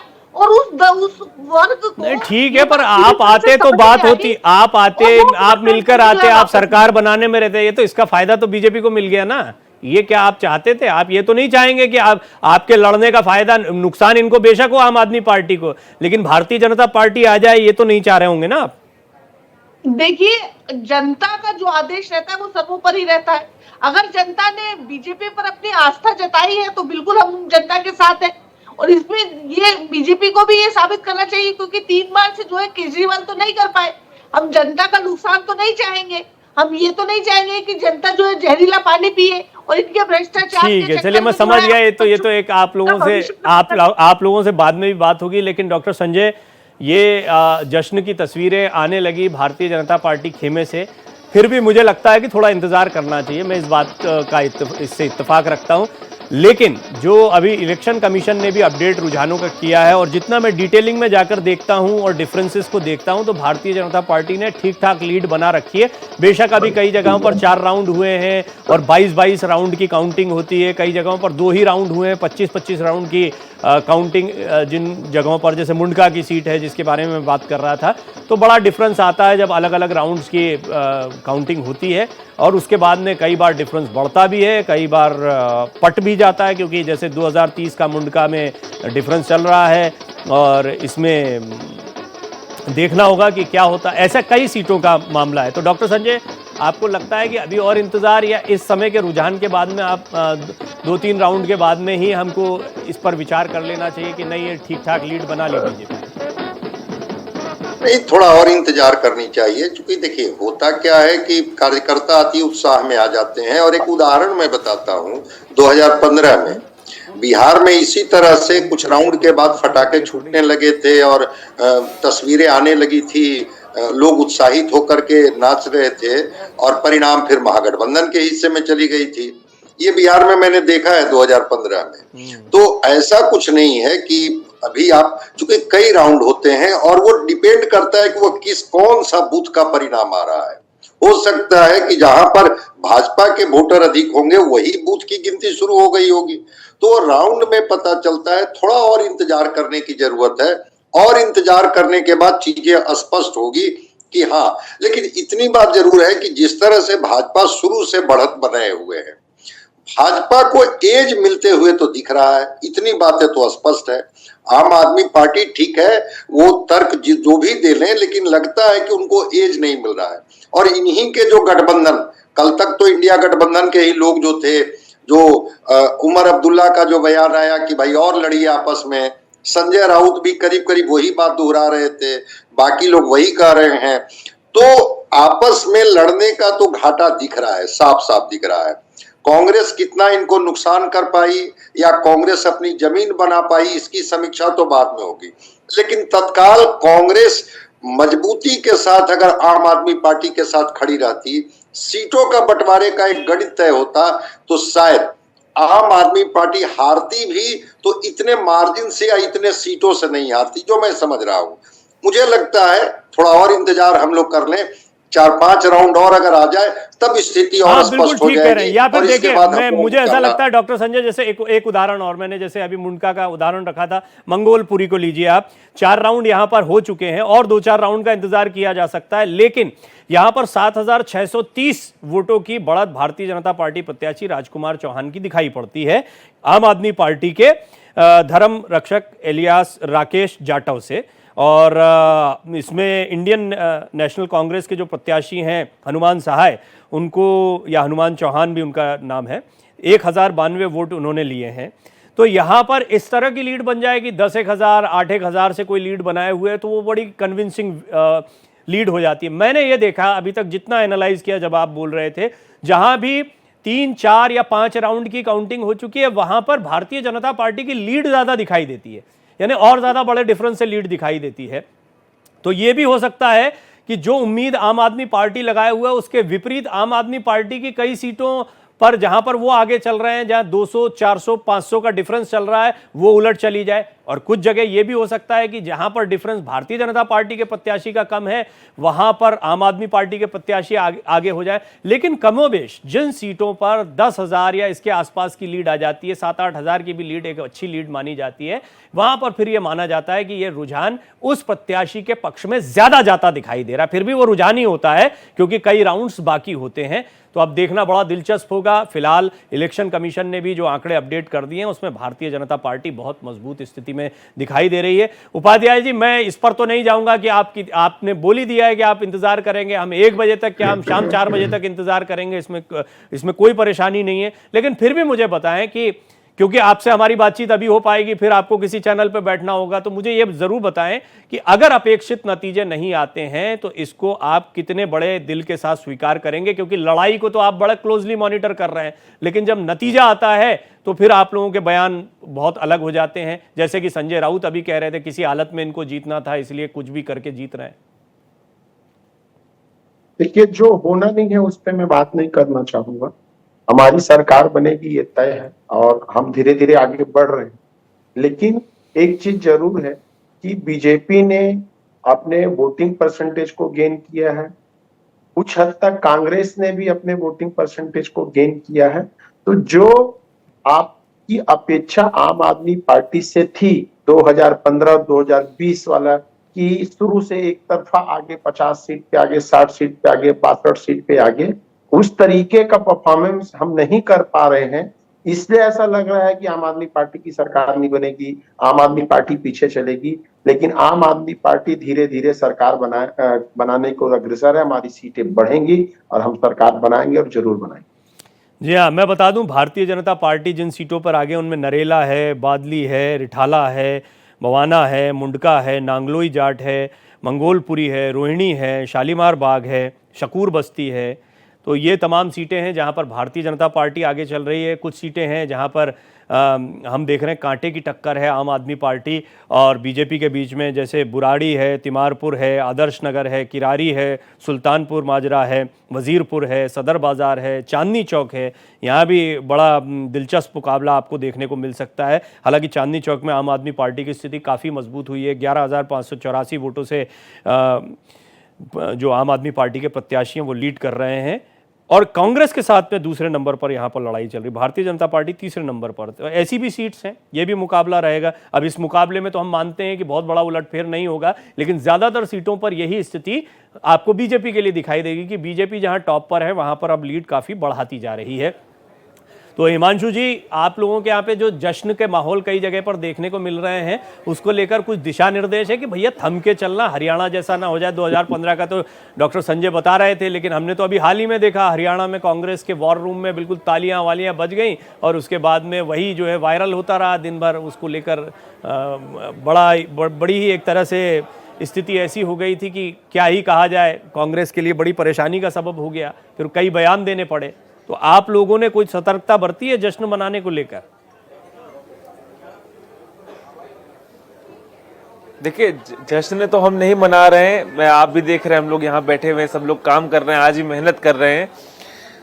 जनता जो हमारे साथ है वो तो जश्न मनाएगी। जनता ने चुना है, जनता हमारे साथ है, जनता मौज मस्ती कर रही है, तो हम भी उनके साथ हैं। अलका लांबा कुछ करें। क्या आप उम्मीद छोड़ के जा रही हैं? बिल्कुल नहीं, मैं नाश्ते पे जा रही हूँ और 1 घंटे में आ रही हूँ। मैं 5 बजे उठी थी, कालका जी मंदिर गई और मैं लगातार पहला जो 4 राउंड है पूरे करके मैं नाश्ते के लिए जा रही हूँ। 10:30 सो रहे, 11:30 वापस आ रहे हैं और 60,000 वोटों की गिनती बाकी है। हाँ जी। तो अलका लांबा जा रही हैं, लोग उनको कह रहे हैं कि आप बस बीच में जा रही हैं। मैं आपको बता दूं कि डिफरेंस बहुत ज़्यादा है, 60,000 की गिनती वो कह रही हैं, लेकिन उन्हें महज 400-500 वोट मिलना, ये उनके लिए सचमुच में उन्हें अच्छा नहीं लग रहा होगा यहाँ पर। तो ये तो खैर चुनौतीपूर्ण कांग्रेस के लिए रहा। रितु जी, आपने शीला दीक्षित, ठीक है उनका नाम लिया, मैं बड़ा सम्मान करता हूँ। मैं पहले भी कहा इसी चर्चा में कि मुझे तो बड़ा सौभाग्य मिला उनके काम को देखने का, उनसे बातचीत करने का भी। लेकिन शीला दीक्षित जी कहाँ, शीला दीक्षित जी का ज़माना कहाँ? उसके बाद में आप आम आदमी पार्टी का एक दौर देखा, हम देख रहे हैं प्रधानमंत्री मोदी का एक दौर देश में चल रहा है, और उसमें आपको मिला भी तो ले दे के शीला जी का पुराना नाम उठाना, या फिर वही मुद्दे जो बीजेपी उठा रही थी उन्हीं को आम आदमी पार्टी के खिलाफ आपको क्यों वोट मिलता? देखिए, हमने जो मुद्दे उठाए वो मुद्दे पूरी तरह से जनता से सरोकार रखते थे। हमने जो है किसी प्रकार का जो है हिंदू मुस्लिम नहीं किया। हमने जो है दलितों की बात करी, हमने वंचितों की बात करी, हमने जो है 90% जनसंख्या की बात करी, हमने जनगणना की बात करी, हमने जो है पढ़ाई की बात करी, हमने हॉस्पिटल्स की बात की, हमने प्रधानमंत्री और मुख्यमंत्री योगी आदित्यनाथ जी के रीतियों और नीतियों से प्रभावित होकर मिल्कीपुर की जनता ने जिस तरह से अपार जन समर्थन दिया है, उसके लिए मैं मिल्कीपुर की जनता के चरणों में कोट कोट प्रणाम करता हूं, वंदन अभिनंदन करता हूं। हम लोग सरकार द्वारा जो जन कल्याणकारी योजनाएं चलाई जा रही हैं उसको हम लोग जन जन तक पहुंचाने का काम किए, और मोदी और योगी जी की रीतियों नीतियों से प्रभावित होकर मिल्कीपुर की जनता ने जिस तरह से अपार जन समर्थन किया है उसका मैं हृदय से आभार व्यक्त करता हूं, वंदन अभिनंदन करता हूं। तो मिल्कीपुर एक बड़ा प्रतिष्ठा का प्रश्न बना हुआ था भारतीय जनता पार्टी के लिए, अयोध्या की सीट लोकसभा चुनाव में हारने के बाद, और उसी के बाद ये सीट जो है खाली हुई थी। लेकिन शुरुआती रुझानों में भारतीय जनता पार्टी को एक ज़बरदस्त बढ़त यहाँ पर मिलती दिखाई दे रही है, और इससे बहुत साफ है कि अब बीजेपी ने अच्छी पकड़ यहाँ पर बना ली है मिल्कीपुर के उपचुनाव में भी। और ये देखिए, बेशक एक उपचुनाव है विधानसभा का, लेकिन पूरे देश की निगाहें वहाँ पर भी टिकी हुई हैं, और बड़ा हॉट सीट रही है, बड़ी चर्चा में रही है, क्योंकि अयोध्या की ही एक विधानसभा सीट है। अयोध्या में अपेक्षित सफलता भारतीय जनता पार्टी को नहीं मिली थी, और उसका बड़ा मजाक भी बनाया गया, उस पर काफ़ी तंज भी कसे गए समाजवादी पार्टी और अपोनेंट पार्टी की तरफ से। तो मिल्कीपुर की जीत उस पर मरहम का काम निश्चित तौर पर भारतीय जनता पार्टी के लिए करेगी। डॉक्टर संजय, अब आप मानते हैं कि आम आदमी पार्टी का जादू नहीं चला, आम आदमी पार्टी के लिए ये चुनाव एक तरीके से उनके राजनीतिक भविष्य को भी कई सवालों के घेरे में खड़ा करेंगे, क्योंकि चुनौतियां यहां से बढ़ने वाली हैं आम आदमी पार्टी की। अभी तक सत्ताधारी दल थे, अरविंद केजरीवाल एक चेहरा हुआ करते थे, फिर जेल जाने के बाद उनको छोड़ना पड़ा अपना पद, और उसके बाद आने के बाद ये कहना ठीक होगा, फिर आतिशी आई हैं। लेकिन इस सब के बीच में अब उनके लिए आगे की राह उतनी आसान नहीं होगी, या आप और कुछ संभावनाएं देखते हैं? नहीं, आगे की राह कठिन होगी, क्योंकि जिस तरह के आरोप इन पर लगे और जिन समस्याओं के बारे में दिल्ली में गिनाया गया कि देखिए दिल्ली इस तरह की समस्याओं से जूझ रहा है, रोजमर्रे की जिंदगी में भी लोगों ने। मनोज तिवारी कुछ कह रहे हैं। 40+ सीटों पे अपना रुझान में बढ़त है, और मुझे लगता है कि ये थोड़ा देर इंतजार करेंगे हम, इससे भी बेहतर टैली आके रुकेगी, ऐसा मेरा विश्वास है। मगर अब आज तो बहुत ज्यादा बोलने की आवश्यकता नहीं है। ये जरूर दिख रहा है कि दिल्ली की जनता ने मोदी जी की गारंटी को स्वीकार किया है और यही फाइनल टैली होगी, ऐसा मेरा विश्वास है। देखिए, इस बार मनीष जी ट्रेंड देखने को मिल रहा है, जैसे पहले 2 बार में दिखा था कि पूरी तरह से एक तरफा दिखा था, लेकिन इस बार जो है बीजेपी की तरफ भी काफी ज्यादा बढ़ गया। तो क्या वजह रही है? दिल्ली वालों की नाराजगी है क्या? देखिए, इसमें कोई दो राय नहीं है। दिल्ली का प्रत्येक तबका अब आम आदमी पार्टी से दूर हो गया है। रुझान में वो दिख रहा है, एग्जिट पोल में भी दिख रहा था, और मुझे लगता है कि आज रिजल्ट वैसा ही होगा कि आम आदमी पार्टी ने जिस प्रकार से अकर्मण्यता दिखाई, जैसे उन्होंने जनता को तकलीफ दिया, स्वयं भ्रष्टाचार किया, शीश महल की प्रवृत्ति रही, तो आज जनता उसका रिजल्ट दे रही है और मुझे पूरा विश्वास लगता है कि अंत तक ऐसे ही रिजल्ट आएगा। देखिए, क्लोज मॉनिटरिंग चल रही है तमाम राजनीतिक दलों की तरफ से, सब सधे हुए बयान दे रहे हैं और सबका कहना थोड़ा और इंतजार करना चाहिए। इसकी वजह होती है कि अभी कई राउंड्स की गिनती बाकी है। आम आदमी पार्टी प्रवक्ता तो यहाँ भी दावा कर रहे हैं कि सरकार बनेगी, इंतज़ार करिए, लेकिन 43 सीटों पर भारतीय जनता पार्टी आगे चल रही है और शुरुआती दौर से ही पोस्टल बैलेट खुलने से लेकर अभी तक, भले ही आप 4 राउंड 5 राउंड की गिनती कह लीजिए, इसके बाद भी बीजेपी की वो बढ़त लगातार बनी हुई है। कुछ जगहों पर वो बढ़त बढ़ी है, तो जाहिर तौर पर भारतीय जनता पार्टी खेमे में एक उत्साह का माहौल है और फिंगर क्रॉस, यानी कि इंतज़ार कर रहे हैं कि बस ये बनी रहे, ये बरकरार रहे और अगले 1-2 घंटे में और अब 2-4 राउंड हो जाएंगे। देखिए, पूरे राउंड होते होते तो आपको शाम तक का वक्त लगेगा, लेकिन अभी कुछ राउंड्स जो हैं जैसे ही हो जाएंगे, मान लीजिए कई सीटों पर 20 राउंड की गिनती होनी है और 10 राउंड से ज़्यादा जैसे ही गिनती होती है तो उसके बाद में कन्विंसिंग लीड एक दिखाई देती है। कुछ जगहों पर कांटे का मुकाबला चलता रहता है, जहां दोनों प्रत्याशियों पर, जैसे कि अरविंद केजरीवाल की सीट जो है वो अब ऐसा लगता है कि उस पर काफ़ी कांटे की टक्कर हो सकती है। हालांकि आतिशी जो हैं वो अपनी सीट पर लगातार पीछे चल रही हैं और वो डिफरेंस भी बढ़ता जा रहा है, तो वो एक चिंताजनक आम आदमी पार्टी के लिए हो सकता है, क्योंकि उनके मुख्यमंत्री रही हैं और मुख्यमंत्री का चेहरा अगर चुनाव हारता है तो ये एक बड़ा झटका होता है। वैसे ही अरविंद केजरीवाल की सीट है, उसको लेकर भी आम आदमी पार्टी को उम्मीद है कि वो जीत जाएंगे अपनी सीट को, लेकिन कड़ी टक्कर यहाँ पर चल रही। लगातार मैं देख रहा हूँ 200, 250, 300 ऐसे वोटों से ऊपर नीचे का मामला चल रहा है।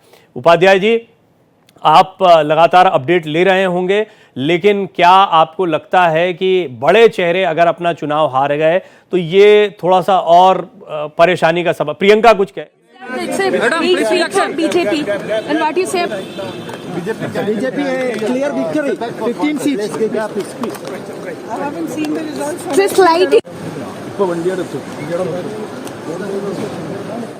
तो इस पर कोई खास प्रतिक्रिया नहीं दी, उन्होंने कहा कि मैंने नतीजे नहीं देखे। जी उपाध्याय जी, बड़े चेहरों को लेकर आप क्या कहना चाहेंगे? हालांकि आप अपनी बात को बार बार एक ही जवाब से कह रहे हैं कि हम जीतेंगे और मैं इस पर नहीं, लेकिन लगातार पीछे चलने पर तो कुछ कह सकते हैं आप। ये तो बिल्कुल व्यवहारिक पहलू है कि अगर इतना अच्छा काम किया है तो पीछे भी क्यों चल रहे हैं, वो भी ठीक ठाक वोटों से, 4-4 हज़ार वोटों से आपके बड़े प्रत्याशी पीछे चल रहे हैं।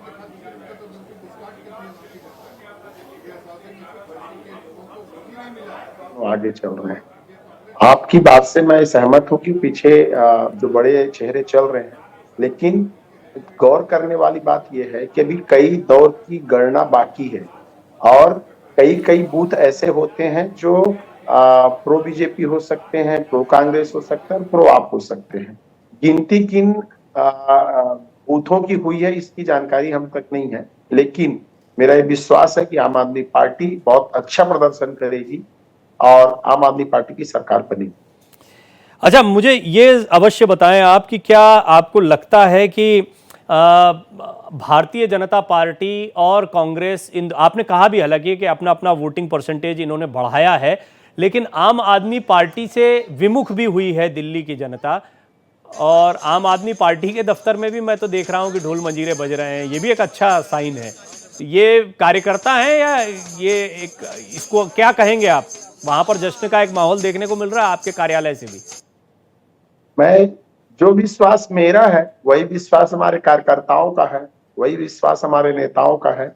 आम आदमी पार्टी की सरकार बनेगी और जैसा दिखाया है, यह संकेत मिल रहा है और मध्य वर्ग के मन में विकसित भारत के उस संकल्प को आत्मसात करके आगे बढ़ने का लक्ष्य दिखाई पड़ रहा है जो मोदी जी ने विकसित भारत का लक्ष्य रखा है। तो मैं इसे एक सकारात्मक परिणाम मानता हूं और यह भी मैं मानता हूं कि जब अंतिम परिणाम आएंगे तब हम बेहतर विश्लेषण कर सकेंगे। परंतु ये कहीं ना कहीं जो नई प्रयोग धर्मी राजनीति थी वो कितनी संकटकारक हो गई है वह भी दिखाता है। दिल्ली की जनता उससे ऊब गई थी। जो माननीय प्रधानमंत्री जी ने आपदा शब्द कहा था, तो हमारे यहाँ एक कहावत होती है कि रहीमन विपदा हूं भली जो थोड़े दिन होए, हित अनहित या जगत में जानि परत सब कोय। ये बहुत लंबी विपदा थी जो करीब करीब 10 साल तक चली, परंतु इसने हित और अनहित यानी दिल्ली के हित में क्या है और अहित में क्या है इसका आभास करवा दिया है और उनके चेहरे पे, आम आदमी पार्टी के चेहरे पे पड़ा हुआ नकाब उतरता हुआ दिख रहा है। उपाध्याय जी, मैं इस पर नहीं जाता कि जीत हार को लेकर हम बात करें। आपका दावा अपनी जगह ठीक है और उसका अधिकार भी पूरा, लेकिन आम आदमी पार्टी के प्रदर्शन में कमी आई है, गिरावट आई है, इसको लेकर तो आप टिप्पणी करें कि आपको क्या लगता है कि किन वजहों से आपको लगता है कि गिरावट आई है?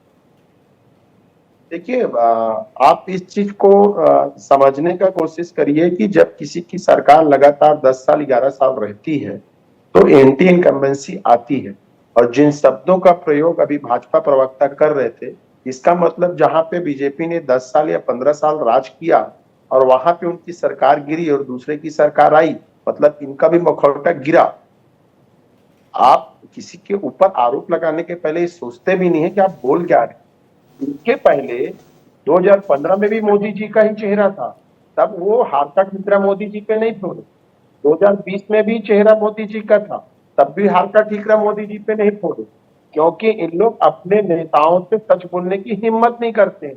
अगर ये गलती से जीत गए तो सारा जो है श्रेय मोदी जी को, हार गए तो कोई एक भी प्रवक्ता, एक भी नेता ये हिम्मत कर सकता है कि मोदी जी के कारण हार गए। तो बीजेपी के पास अपने शब्दों को गलत तरीके से या गलत बयानबाजी करने का जो इनके मतलब कोई कुछ भी बोल जाता है। आम आदमी पार्टी दिल्ली में सरकार बनाएगी और वोटिंग परसेंटेज जरूर कम नहीं, पर यहाँ तो कोई संकोच नहीं है। प्रधानमंत्री मोदी को लेकर, उनके चेहरे को लेकर कोई संकोच ही नहीं है। वो तो मानते हैं 2014 के बाद जो भारतीय जनता पार्टी के प्रदर्शन में परिवर्तन आए। 2015 में किसका चेहरा था? हमेशा 2015 में किसका चेहरा था? पूरी दिल्ली को आपने पाट दिया था कि अगर बीजेपी की सरकार बनती तो पूर्ण राज्य का दर्जा देंगे। कहां है उनका वादा? 2020 में किसका चेहरा था? ये आप पूरे देश में उठा के देख लीजिए, जहां भी बीजेपी जीतती है वहां पे मोदी का चेहरा बोलते हैं। ठीक है, आपकी ये बात तो सभी समझ रहे हैं, लेकिन ये तो स्ट्रेटेजिकल भी है। झारखंड में चुनाव नहीं लड़े थे? फेस वैल्यू तो स्ट्रेटेजिकल भी है। ठीक है, आपकी बात करें कि मोदी जी की हार हुई, आपकी बात सही है। मैं ये बीजेपी प्रवक्ता के सामने सवाल भी रख रहा हूं, सुन भी रहे हैं हिमांशु, आपको वो इस पर बेहतर पार्टी की तरफ से टिप्पणी करेंगे, लेकिन ये तो स्ट्रेटेजिकल होता है। हर पार्टी के लिए उसका चेहरा अहम होता है जिसको नर्चर किया जाता है। पर हिमांशु जी, जीते तो ये बड़ा चेहरा जिता ले गया, लेकिन हारे तो फिर जिम्मेदारी स्थानीय नेतृत्व पर। नहीं, पहले मैं इनका बातों का जवाब दूंगा। जो ये झूठ की बात कर रहे हैं, तो आप ये बताएं, आम आदमी पार्टी से ज्यादा झूठ किस पार्टी ने बोला है पूरे जीवन में? इतना झूठ फैलाया आपने पूरे इलेक्शन के पहले, यमुना में जहर मिलाया जा रहा है। आपके खुद के अधिकारी बोल रहे हैं भैया इतना झूठ मत बोलो। फिर उसके बाद आपने दूसरा आरोप लगाया, कह रहे कि आम आदमी पार्टी वालों को पीटा जा रहा है। फिर दिल्ली के सीईओ ने बोला, मतलब आपके ये अधिकारी बोल रहे हैं कि भैया इतना झूठ मत बोलो। केजरीवाल, जब से बच्चों की झूठी कसमें खा रहे हो तब से झूठी ही बोलते जा रहे हो। कहाँ है 2 करोड़ नौकरी? है ना, इतना झूठ बोला है। कोरोना के काल से आज तक ऑक्सीजन प्लांट ना दे पाए आप लोग, फ्लाईओवर ना बनवा पाए, 10,000 करोड़ का उधारी लेते हो और जो है जल बोर्ड घोटाले में जाता है, सारा रुपया अपनी जेब में खा रहे हो, शराब माफिया करके 2026 करोड़ का घोटाला कर लिया। अभी आप क्या बोलने आए हो? अभी आप किस मुंह से बोलने आए हो कि आप खुद के अधिकारी बोलते हैं कि अरविंद केजरीवाल से बड़ा झूठा नहीं है कोई? इतना तो झूठ ना बोले आप लोग कम से कम। जिनके ऊपर 70,000 करोड़ का घोटाले का आरोप था उनको डिप्टी सीएम बना के बैठे हो। लंबी फेरिस्त भ्रष्टाचारियों को जिसको भाजपा में ज्वाइन कराए। आम आदमी पार्टी सिर्फ एक ही पार्टी है, पूरे भारत की एक ही पार्टी है जिसके 15 विधायक, एक सांसद, एक उप मुख्यमंत्री और एक मुख्यमंत्री जेल गए हैं। जेल जाने में भी रिकॉर्ड कायम किया आम आदमी पार्टी ने, घोटालों में रिकॉर्ड कायम किया आम आदमी पार्टी ने, और उसके बाद यहाँ आके आप कह रहे हो कि झूठ बोलते हैं। सबसे बड़ा झूठा कौन है ये बताओ? तुम्हारे खुद के अधिकारी बोल रहे हैं कि केजरीवाल जी इतना झूठ मत बोलो। टूटी वैगनार लेके आए थे और आज जाके शीश महल में बैठ गए हैं। 15 लाख आ गया और उसके बाद बात करते हैं भाजपा प्रवक्ता 15 लाख तो बोला नहीं गया, तो यमुना साफ हो गई क्या? कि उन्होंने जो कृपा बरसाई है हमारे कार्यकर्ताओं की मेहनत, योगी जी का कुशल शासन और माननीय मोदी जी का मार्गदर्शन, ये मिल्कीपुर का जो सकारात्मक रिजल्ट है वो इस बात का प्रतीक है कि समाजवादी पार्टी का जो अहंकार लोकसभा का था वो बुरी तरीके से टूट रहा है। और वो एक चांस रहा होगा जिसमें अफवाहों के कारण तमाम क्षेत्र प्रभावित हुए थे।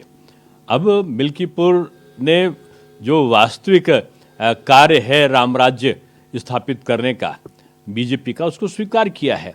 और मैं समझता हूँ कि समाजवादी पार्टी को बजाय वो कफन लाना और ये लाना, इसके हार को प्यार से लोकतांत्रिक परंपराओं के अनुसार स्वीकार करनी चाहिए और अपनी गलतियों का पुनर्अवलोकन करना चाहिए। और आप देखें दिल्ली में अहंकार टूटा नहीं टूटा। दिल्ली में जैसे हमारे वहाँ उत्तर प्रदेश में तो लोग तख्ती लगाते थे जब कहीं से अपराध करने के बाद वापस आते थे कि अब योगी बाबा माफ़ करो। उनका दिल्ली में मैंने 3 नेताओं को देखा कि वो तख्ती लगाए थे और उसमें कहा था दिल्ली की जनता मुझे माफ़ करो, मैं आपका गंदा कीचड़ वाला पानी आपको साफ़ नहीं दे पाया, आपका यमुना जी साफ़ नहीं कर पाया, आपकी सड़क नहीं बना पाया, आपका कूड़ा नहीं हटा पाया, अब की मुझे फिर माफ़ कर दो। तो इस प्रकार की चालबाजियाँ अब जनता पसंद नहीं करती है। उन्होंने कहा था कि मैं 5 साल पहले कहा था कि मैं डुबकी लगाऊंगा, इतनी साफ़ कर दूंगा। अब मुझको लगता है कि उनको तो अवसर नहीं मिला, लेकिन अब बीजेपी की सरकार बन के यमुना जी साफ होंगी, अच्छी सड़क बनेगी, कूड़ा का ढेर हटेगा और जो वहाँ पर जो अवस्थापना संबंधी सुविधाएं हैं कि साफ जल मिले, वो सब कुछ मिलेगा।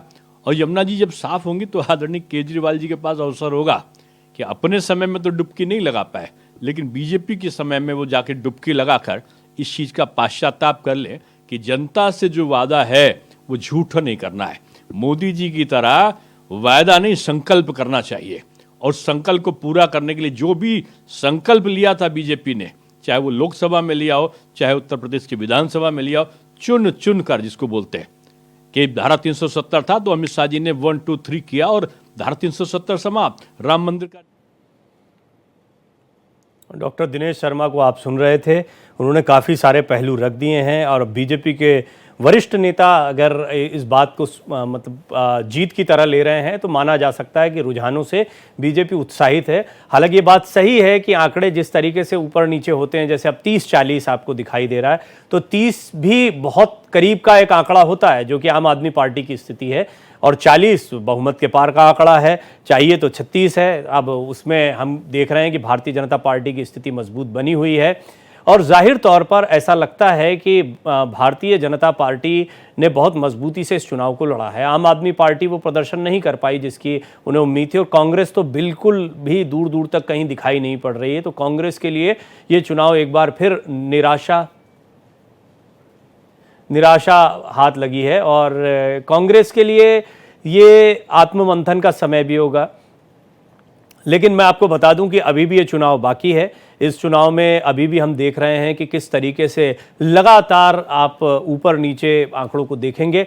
कई सीट्स हैं जहां पर बहुत छोटे मार्जिन के साथ, बहुत छोटे डिफरेंस के साथ जो शीर्ष प्रत्याशी हैं वो अपने नेक्स्ट प्रत्याशी से, और क्योंकि मुख्य मुकाबला आम आदमी पार्टी बीजेपी के बीच में, तो ज़्यादातर जगह आपको यही स्थिति दिखाई दे रही है। कुछ जगहों पर आम आदमी पार्टी और कांग्रेस भी है, बहुत इक्का दुक्का, जैसे चांदनी चौक की सीट है, इस तरह की भी कुछ सीटें हैं। तो ये मुकाबला बड़ा दिलचस्प रहा है। दिल्ली का चुनाव बड़ी कड़ी लड़ाई रही है। इसमें संजय राउत का भी बयान जरूर आ गया कि कुछ भी करना है, लेकिन आप अगर इस टैली को देखते हैं, इलेक्शन कमीशन पर जाकर डिटेल्स को देखते हैं, तो आप समझ पाएंगे कि कितना दिलचस्प मुकाबला चल रहा है। हर पल ऊपर नीचे आंकड़े वोट्स के आधार पर दिखाई देते हैं, जबकि मार्जिन वही बना हुआ है, इसलिए टैली में बहुत ज़्यादा डिफरेंस आपको नहीं दिखाई दे रहा है।